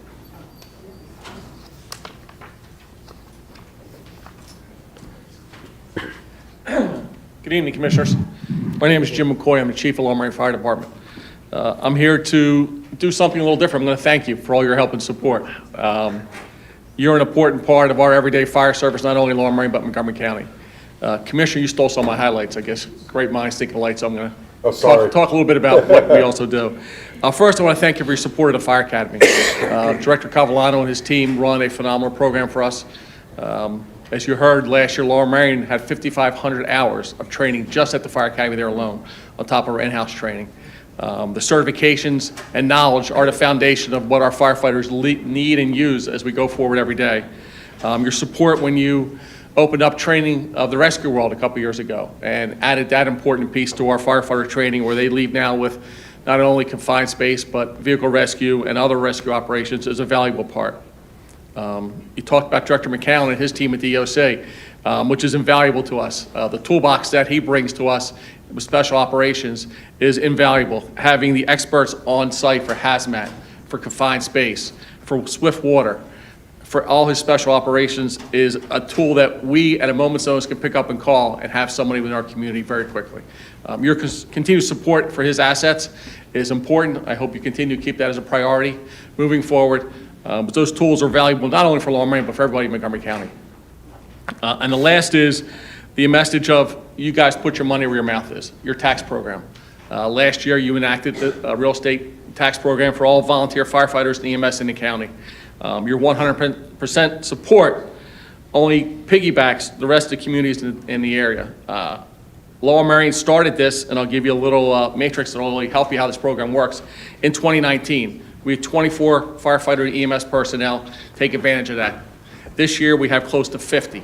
So in 6 years, we've doubled our money to help these people be a part of our recruitment and retention and our fire service in the community and the EMS program. I'd ask for some help with you guys. Can you go and advocate to the other communities in the township? Not only on the local level, but on the school district level. The school district is the biggest piece of this pie. We have Commissioner Dan Bernheim, who's our advocate here in Lower Merion, and the school district has helped with a little bit. He continues to push, but if we could help to get 100% of the school districts throughout the county, throughout the communities, as well as the other communities to kick in, that'd be another great tool that would help the fire service going forward.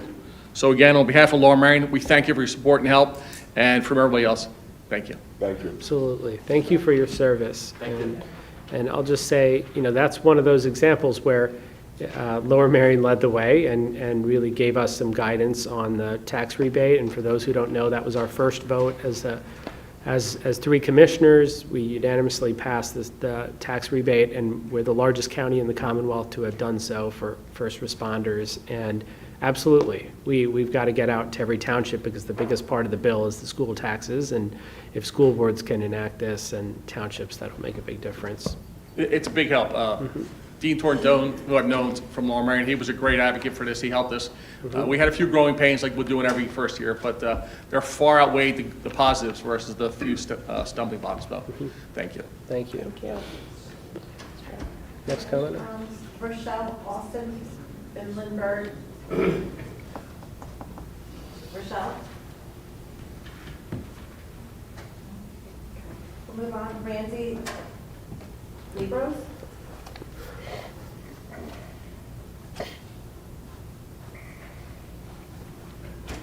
Thank you. Yeah, my name is Randy Libros. I live in Cheltenham Township, in the Melrose Park area of Cheltenham Township. And, since the last election, neighbors in our neighborhood have been meeting and a number of our neighbors are immigrants, and so we've been really concerned about what's going on and where we're seeing, even in just the recent days and weeks, people who were here legally have been snatched up and deported. I know that there's a limit to how much the county can do in relation to federal policy and federal enforcement, but through our activities, for example, we ran an immigration Know Your Rights program last Saturday, and we had about 36 people from around the township who came, representing many different communities within the township. We had representatives from a Ghanaian church. We had someone from the Korean community. We've been in touch with a Vietnamese temple. There's a large immigrant presence in our community, and in the process of doing this work and doing this outreach, we've learned about the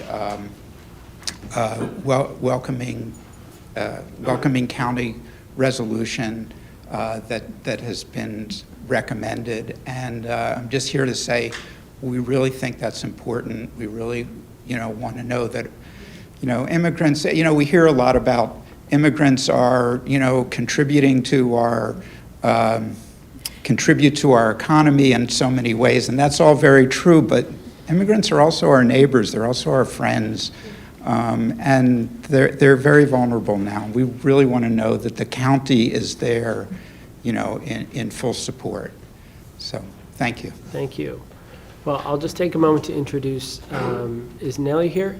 So Nellie Jimenez, Arevalo Jimenez, is our brand new and first ever for Montgomery County Director of Immigrant Affairs. And thank you. Nellie has an extraordinary background. She was president and CEO of Aclamo in Norristown, which is just a pillar of the community there, provides everything from ESL, childcare, and health. There's a health clinic, but someone who really understands the needs of the community in Norristown and also other immigrant communities across Montgomery County. And we have 100,000 people in Montgomery County who are foreign-born and immigrants, and they're our friends, they're our neighbors, they're my parents, right? They're essential to everything that is that's great about our county and what we appreciate here. So we're going to do everything we can to make sure that we adequately represent and serve them as well as any other residents. So you have that assurance from me, and thank you for organizing with your neighbors. Yeah, thank you. Next commenter. Pam Albright? Pam?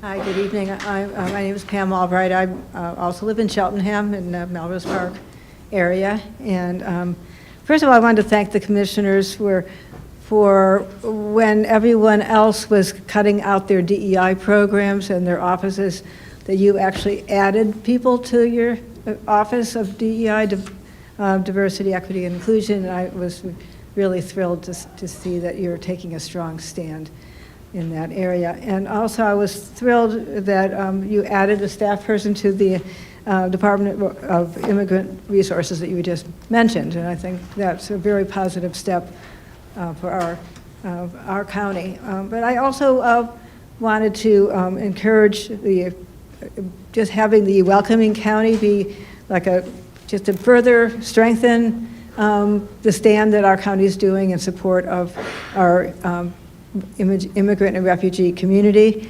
In our neighborhood, we were really heartbroken to find out that a lot of kids some kids in the bus stops in our, half a block from us, were talking about how they were afraid their parents were going to get deported.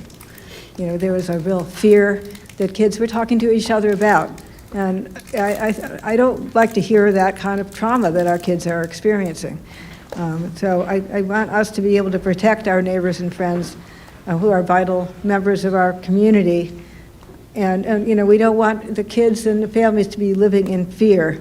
We also, the welcoming county would be a way of ensuring that government employees are not communicating data sharing or collaborating with ICE, and that they have services accessible in languages used by our immigrant populations in our county. So I just think this will further solidify what you're already doing. But I really want to thank you for your support and your desire to protect our whole community. So thank you. Thank you.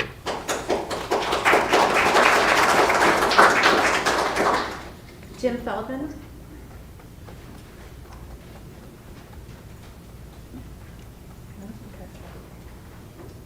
Amy Freed.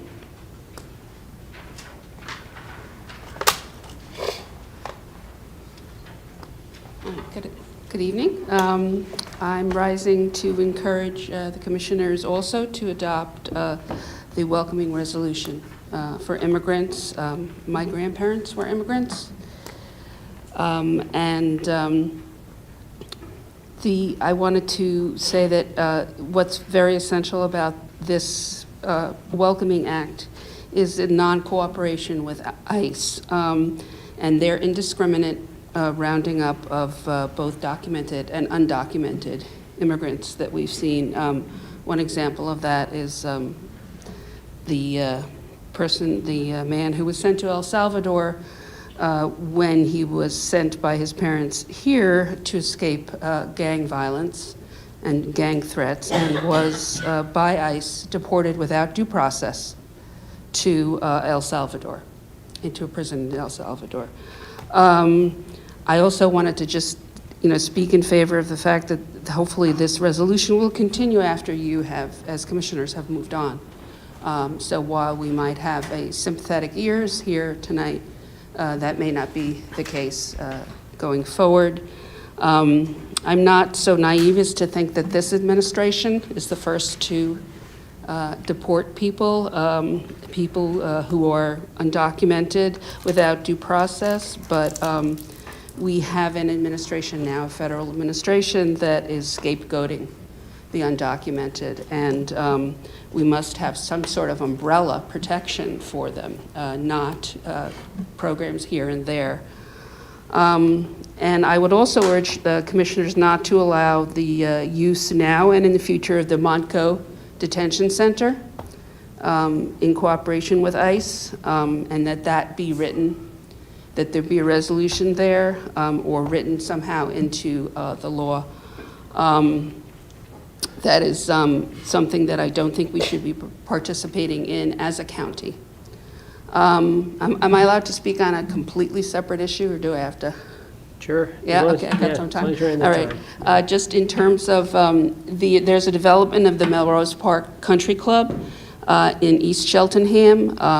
We did get recommendations for it from Montco Planning Commission, but they really have no teeth. And this is the last large open space in Cheltenham. We didn't know about any of this. The citizens didn't know about the being bought by a developer, and so had no time to apply for any grants or any way to for this not to be a housing development. This is not affordable housing either. These begin at $700,000 or $800,000. The township is very, in the red, and basically looks to most any sort of development to help them, have enough funding. Yeah. And just one more quick thing, and that is that I would encourage the county to consider putting together some money or monies so that folks can use this money to preserve open space, even if they don't have a lot of lead time, which we had none. We had no lead time at all. So I would encourage that something be developed along those lines, and anybody can contact me, and I'd be happy to work on that. Absolutely. We can tell you about the Open Space Fund, and there's a number of our team that are here that you can talk to. They'll point themselves out. Okay. Okay. All right. Thank you. Cheers. Next comment? Tom Peterson?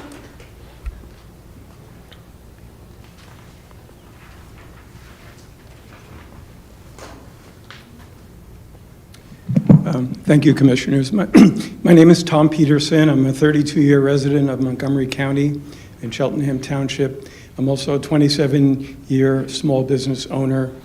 I'm also the son of an immigrant, and my two uncles were also immigrants. I'm here to urge you to adopt legislation for the Welcoming Act for Montgomery County for immigrants. I want to also mention that Pittsburgh, Philadelphia, Erie, as well as your sister county in Montgomery County, Maryland, have a similar type of resolution for welcoming for immigrants. You know, we are a nation of immigrants, and their rights are under attack right now.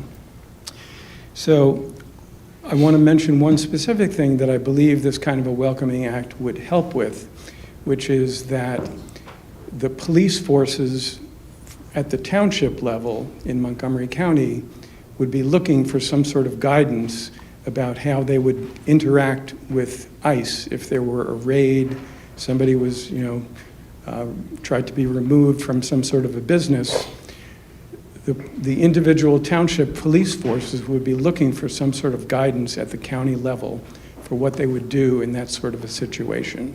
And if you had a unified policy along those lines, then police forces would be able to, it wouldn't necessarily, be a requirement, but they would have guidance at the county level, and then they could work in tandem with each other to have a similar policy about how they would handle, cooperation with ICE. Not suggesting they wouldn't operate within the law, but they do not have to cooperate with everything that ICE would ask for during a raid. So I want to ask you whether you will be considering that sort of a welcoming act in Montgomery County. Ben, do you want to answer? Whether we will consider one? Yeah, I mean, the answer is absolutely, but go ahead. Well, we can, the commissioners can consider one. We'll review it on solicitor's office level. One of the challenges, and I think you pointed to it, is that the county doesn't have control over the municipality actions in the Pennsylvania structure. So there is, an importance of just being clear with the boundaries of what a welcoming act can do in terms of protecting residents and making sure people understand the limits of the county authority and interactions with the government. Okay. But you would be happy to consider that sort of a resolution or legislation or whatever it would be? So I can jump in. First, let me thank you for coming out in support of your friends and neighbors. I've had a lot of conversations. I know Commissioner McKeejan and I have had a lot of conversations with organizations that have pushed us to do this. I'm certainly open to it, and I always talked about how, I think about when I moved here when I was just 5 years old, and we were one of a few black families in the neighborhood, and how our friends and neighbors welcomed us with open arms. That's the kind of Montgomery County that I want to maintain. And so, we do have limitations within our office, but, we'll continue to have the courage to implement policy that protects everyone that calls Montgomery County home. I think what we're up against, candidly, and you all are seeing this, probably every night on the news stream, is that, officials like us, are under threat, being challenged to be persecuted if we continue to implement DEI programs or if we do things to support immigrants. And so this is a tightrope that we're on, right? Because what we don't want to do is we don't want to be in a situation where we lose our federal funds, but we can't change our values, right? Because the President of the United States changes. And so we're trying to stay true to the values that we hold dear, or I hold dear. I can't speak for everyone on this dais. But I'm committed to, working with our solicitor to see what we can do without jeopardizing all of the federal funds that we rely on to deliver our programs and services. So we got to continue to stand up for our friends and neighbors, and it takes courage to make decisions to do that. So if you all across Montgomery County can continue to be loud about this issue, we'll do our work behind the scenes to execute the full power of our role and protect our friends and neighbors. So that's not a clear answer, but we're on a tightrope here. We're trying to think about thoughtful ways that we can do what some of you are asking. Yeah. One Thank thing you very much. Yeah. I'll just add another point, but are there any other comments on this topic too? Go ahead. They didn't put the subject matter. Okay. I'll just give one example of something that happened in the last few weeks, but there's a company called NPS Discovery in Horsham, which does testing of drugs that's either, I think, largely given to them by law enforcement. They can test whether there's a batch of fentanyl, or they test the emergence of different drugs like xylazine, like sometimes much earlier before they become prevalent. And I think our district attorney's here, he can tell you all about it. But they do critical work in terms of giving us the heads up of what's on the street before it becomes as big of a problem as it could, and that helps the law enforcement response, the public health response, and at all levels of government, really. They had a $2 million grant from the DOJ that was frozen, and it was because, ostensibly, because we are somewhere labeled as a sanctuary jurisdiction, along with a large number of counties. Virtually every collar county of Philadelphia is on that list. And it's sort of extraordinary that that money would be held back, which is essential to make sure that we're keeping people safe and healthy in our communities under under a guidance that the DOJ promulgated. But as soon as the press wrote about it a week ago, the funding came back. So much of what is happening, and by the way, that's not without a problem, because they have 1,500 samples that they're behind on that they need to test, because they furloughed people because they didn't get $2 million in federal funding. So it's an active harm, but when anyone actually tests this and brings to light what has happened, including we had $5 million that were taken away from homeless shelters like Laurel House, the fact is the administration doesn't really have a legal basis to stand on, and they're losing in court every day. We still don't have the certainty we would like, because these cases have not gone on to the Supreme Court, but fundamentally, the federal government cannot force a local government to enact immigration policy, for example. It's just not our job to enforce immigration policy, and there's plenty of Supreme Court precedent that says that we don't have to engage in that. And we have plenty of other issues to work on, as you've heard in this meeting, rather than acting as a regional office to the federal government. There's a lot of local issues to deal with, and that's what we're going to prioritize. Go ahead. Thank you. Kevin Steele.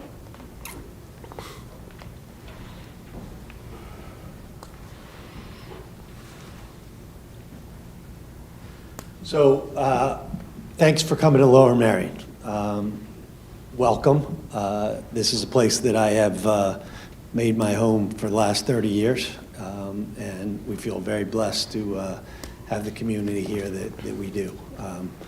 Gotten to coach boys and girls basketball in most of the gyms here, as well as in Narberth on the summer courts, which I highly recommend to everybody because it's a great basketball league. Gotten to be the local civic association president, run our 4th of July parade, and it's a wonderful, wonderful community. I've also gotten to be on the Lower Merion Fire Department board for our local department. That's my longest board since 1998 on that board, and somehow I've been reelected vice president, I think 20 times at this point. So it's a great community to live in and raise a family in. Unfortunately, we're susceptible to bad things happening here, though, too. And my friend Jim McCoy, we lost a firefighter, a volunteer firefighter, and a number of people that were injured. I prosecuted the case myself, and you know, it's hard on a community, and the support that you give to the volunteer agencies is meaningful with this. You know, 5 minutes down the road from here, we had a home invasion, we had a murder, we had a terrible murder and attempted murder in that home. Chief Block, Superintendent Block, is here. He has an incredible team that worked very hard with our Chief County Detectives team to solve the case and bring it in. The investigative aspect of what they did is really, really special. And I don't think it happens in many places. The second part of that is my job now to shepherd that through the criminal justice system and hold the people accountable that have done that. And I just ask, and I continue to ask, that you support the public safety aspect of this, that you support the prosecutors that are doing this work every day and in the trenches every day. I got y'all a memo today. I hope you'll take a look at it and consider some of the needs that we have, and those needs in comparison to some of the investments that you've made. So I'm down to 10 seconds. Thank you. Thank you. Thank you. Go ahead.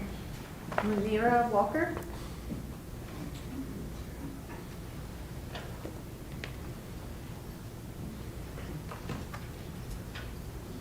Good evening. I naturally gravitate to this side. This is where I stand while I advocate for the community. I'm Manira Walker from Neighbors Helping Neighbors on the main line of Ardmore, Pennsylvania. Welcome to Lower Merion, Commissioners. I'm very excited to see you here. I'm grateful that you came. I know you toured Ardmore. I wish there had been time where it had been thought to bring you just 2 more blocks over so you could experience the beauty of South Ardmore, which is our community. You kind of toured the whole outskirts. And once again, you know, here we were, right there, within touching distance, but not touched. But you're welcome to come to Neighbors Helping Neighbors anytime and meet the wonderful residents, so many of whom you saw here this evening, represented as volunteers for Neighbors Helping Neighbors. I wanted to, well, there's a few things I want to say, and I'm speaking for a lot of people, so I took some notes, so excuse me for glancing down at my phone every now and again. But 3 minutes is a big responsibility for about a couple thousand people. But I wanted to not only welcome you, but I wanted to thank you publicly in front of our community for the Nourish Montco grant that you've approved again. It really helps us get food to the people. It really supports us. And I can't say enough how important that is that you supported us in that way. I also really appreciate you standing up for residents and neighbors. And I want to draw recognition to all the neighbors and residents who are standing up for local government. It's not lost on me that a lot of the work that's done in the communities is not seen in the light it deserves. It truly does support the work of local government, and a lot of which would not be anywhere near as successful if it were not for the hard work of the residents and the neighbors. So I'm speaking on that behalf this evening. Had you come down into South Ardmore today to Neighbors Helping Neighbors, you would have seen All the people you saw here stand up today with me, packing bags of food to deliver to over 130 households. You would have watched us pack this morning. Had you stopped in a little bit later, you would have seen all my drivers show up to take that food out to all the residents. Had you stopped in a little bit later than that, you would have seen all my children rolling in for homework club. Our education work is changing the face of the students here in South Ardmore. And had you rolled in after that, you would have seen my volunteers who come and clean our space and do other things for us for free, because we don't have the massive amount of money that some other organizations can tout. I think it's only fair that I say, with all the work that we do, because we do a lot, we're a hub for the Youth Aid panel, where, please, I'm going to try to do this in 30 seconds, but please, it's talking for a lot of people. The Youth Aid panel, where nonviolent under 18 people can come and do community service and direct themselves to a better way to act and be in society.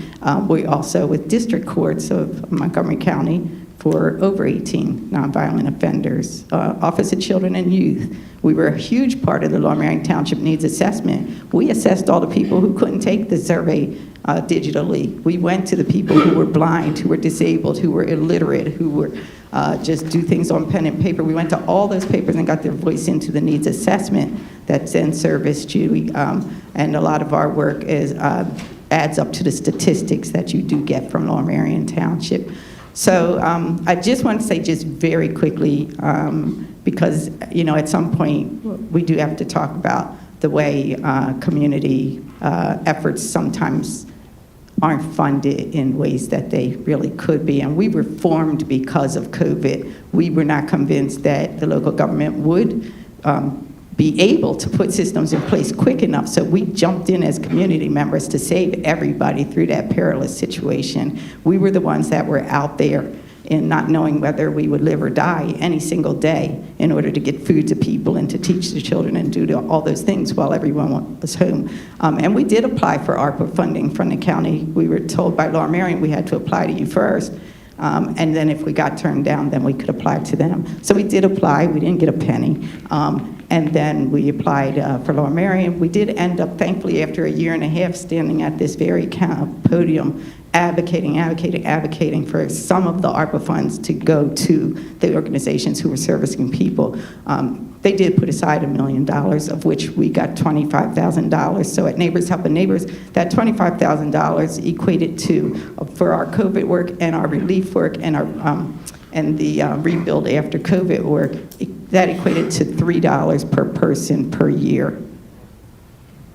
So I'm here for every single community organization that is working their tails. I'm going to have people who are putting their extra time in from their day to make sure that everything does actually happen. Thank you so much. So I really appreciate you listening. And I hope that we can find ways to continue to work together the way we work with the district, the police department, and everyone else in Lower Merion. Thank you. Thank you so much. Alvia Pinsky.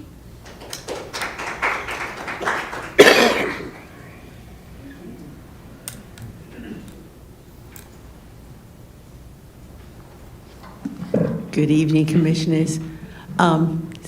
I don't know if this is coming through. Some of the speakers are difficult to hear. I want to thank all of you for coming to Lower Merion Township this evening.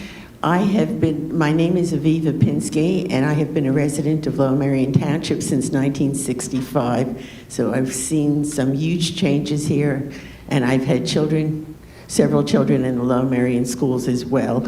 I really wanted to speak today and thank the people who spoke before me about the immigration problems here. And one of the reasons is that I have been personally mentoring refugees for over 15 years now.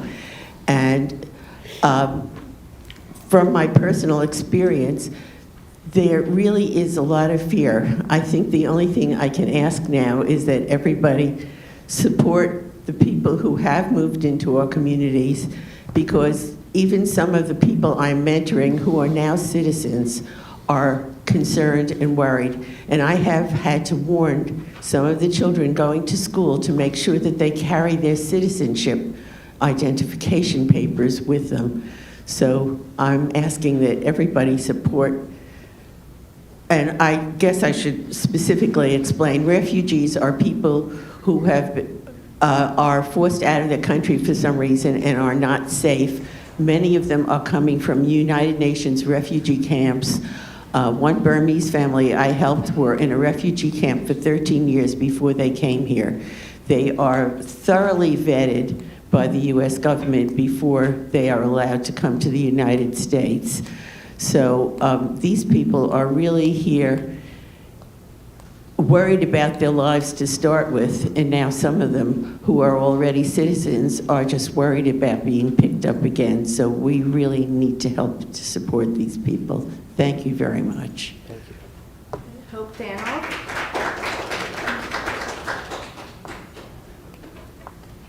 Hi, everyone. It's a pleasure to be with everyone tonight. I'm here just to announce my new nonprofit, which is called Building Bridges with Hope. And what is it about? Right now, I have a toll-free help and hotline number where people can call in and get resources for the mentally ill, the homeless, the drug addicted, and veterans in need. Why am I doing this? I have an extensive background in this field, both personally and professionally.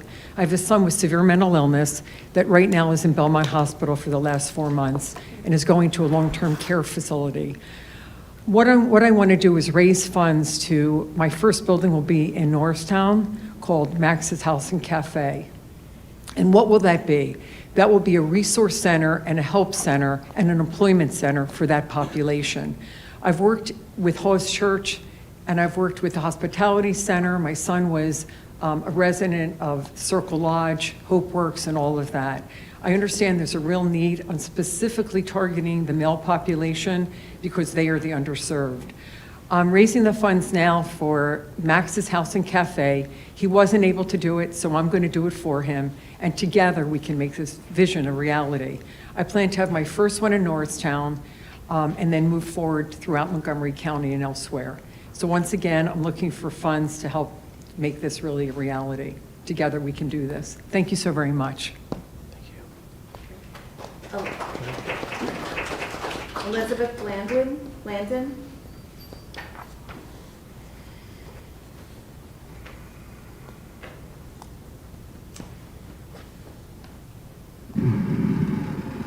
Sorry. Hi, I'm Elizabeth Blandon. I'm from Trapp. You're gonna have to hear it for a sixth time. Sorry. But yeah, on behalf of the immigrants here in our county, even I guess I consider myself an immigrant. I was legally adopted from Romania, and I do carry my passport in my purse because you never know. Yeah, I've been a legal citizen for 30 years. But I mean, even just me, my sister was also adopted from Romania. And I know plenty of other people who are legally citizens here who are just terrified out of their minds that, you know, they read the news and they watch the news and they see a legal resident being swept up and, oh, it was an administrative error. But anyway, another plea for Montgomery County to be a welcoming county, and I know there's a delicate balancing act that y'all have to perform, I guess, with funding and everything and keeping our county afloat, but I just want to call upon you to try to come up with something. How much time do I have? Okay. So another thing that I would like to address is, oh gosh, I just blanked, sorry. LGBTQIA. I would really like to know what you guys are doing to protect the LGBTQIA community, especially trans folks and LGBTQIA youth, because they seem to be another one of this administration's lovely target scapegoats. So I guess that's just my question. What are you guys able to do anything to help these people? Thank you. Thank you. I mean, I can answer. Last year, we created an LGBTQ commission to answer that question. What can we do? And I recently just met with the chair this week. There are some counties that have adopted anti-discrimination ordinances, none of which are what are called, I guess, Dillon's rule counties or non-home rule counties like ours. The only counties that have done it so far are those that have their own home rule charter. It may be legally possible for us to do that, and that's what we're currently looking at. If you want to add anything, or Jamila, if you want to see. You know, it baffles me that these communities are under attack. You know, trans people represent 1% of the population. 1% of the population. And the fear that has been invoked, right? It's absurd. So I'm like really, so I'm saying all of this is, you know, we just acknowledged Transgender Day of Visibility. And again, you know, we have to have these discussions about if we're public about it, right? What repercussions will happen. So we are committed. We have a strong commission on LGBTQ affairs, you know, the best and the brightest minds on the issues that those from this community are facing. And they're going to be doing some amazing work and helping to inform us on particular policy areas. But I know that Commissioner McKeisha and I are out in front with those communities to at least hear the stories, hear about the ways that we can support. But, you know, I'll end where I started. It's absolutely absurd, right? Yeah. That we are spending time on 1% of, like, bullying 1% of the population. It's just painful to watch. And so, just like immigrant communities, we gotta keep speaking up for our friends and neighbors that some people want to make invisible. Yeah. And so I don't have a direct answer on exactly what we can do, but you know, the way in which we do public health, right? There are many issues that are affecting the LGBTQ plus communities that we need to address in our Department of Health and Human Services. So we'll continue to work with our commission to advise us on the strategies and the policies we should be implementing to keep those friends and neighbors safe. That's awesome. Thank you so much for your time and your consideration. Thank you. Yeah.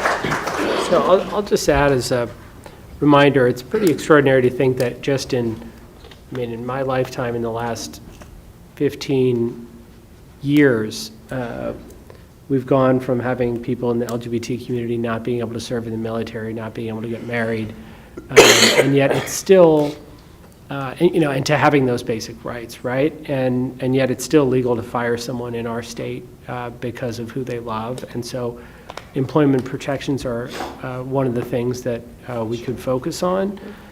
But none of those changes happened when people were afraid or less willing to speak up and speak out. So just thank you for being willing to do that, even though there are those who would, you know, target and bully from a position of power. So we're going to maintain committed to representing every constituency and making sure that Montco's a place where no matter who you are, you know, you have the opportunity to thrive.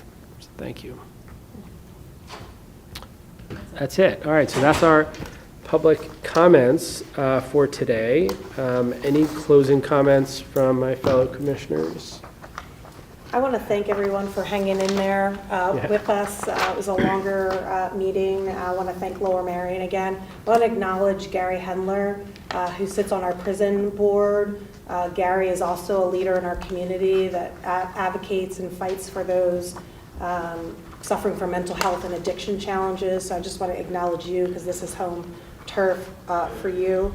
The last thing I'll say is, you know, it really is nice to see people standing up for the things that they are seeing in their communities and coming to the meeting to speak out. It shows us as elected leaders that we're not alone, right, in our beliefs. And it's validating, you know, the work that we need to do to ensure every resident can thrive, like you said. So let's keep having people come out and speak about the issues that we're seeing, and you know, continue to love thy neighbor. And we're seeing evidence of that today. So it just really makes me feel good about, you know, this is the best of Montgomery County supporting our friends and neighbors. So I want to thank those that stood up to talk about some of the things that you're seeing happening to your friends and neighbors. Thank you. That's it for me. Got anything? I just want to, I'm glad, David Morgan, you're able to make it here this evening, because I was concerned when we were going to be approving on Exhibit B, number 3, for the maternal health care provider. For, you know, I was like, oh, we're going to be something that you've talked about at previous meetings, and I said, oh, you might not be here this evening. You're going to miss one of the things that you've been advocating for, that we actually were going to be approving. So I'm glad that you're here, and I'm glad that we're able to, you know, to provide that contract as well. By previous meetings, just so everyone knows, he means every previous Well, I meeting. wasn't going to go there. Just kidding. We appreciate it. Thank you. Yeah, I'll just say thank you to everyone for being here. Thank you to our staff. Thank you to everyone at Lower Merion. Last time I was in this room was for Chief Block's investiture. Now, is that investiture is the term? What's the special term? Swearing in. And that was a packed room. That was a much more popular event, by the way. But you know, I remember hearing your oath and being touched by it in terms of the commitment to service and inclusion and representing everyone. And thank you for everything that you're doing in the community, and all the public servants in Lower Merion for setting a great example that we can share with the rest of the county, whether it was on the tax rebate for the first responders, or whether it's on sustainability or affordable housing. There's so many issues that we've been able to make advances of in a county of almost 900,000 people. It's great to be here and to share ideas and to continue our collaboration with the leaders in Lower Merion. So with that, I will make a motion to adjourn. Could you explain that? We're going to go right into the salary board so we can move. Yes. Well, we're going to adjourn, and then we'll have a short meeting after that. But I'll make a motion to adjourn the April 3rd, 2025 meeting of the Montgomery County Board of Commissioners. Is there a second? I'll second that. Seconded by Commissioner Winder. Any board comment? All in favor? Aye. Aye. Meeting is adjourned. Our next meeting is April 17th at 10 a.m. in the boardroom in Norristown. I hope to see some of you there. Mr. Morgan, I'm sure I'll see you then. And we'll have a salary board meeting with control. If everybody can just hold tight for a second. If everybody can just hold tight.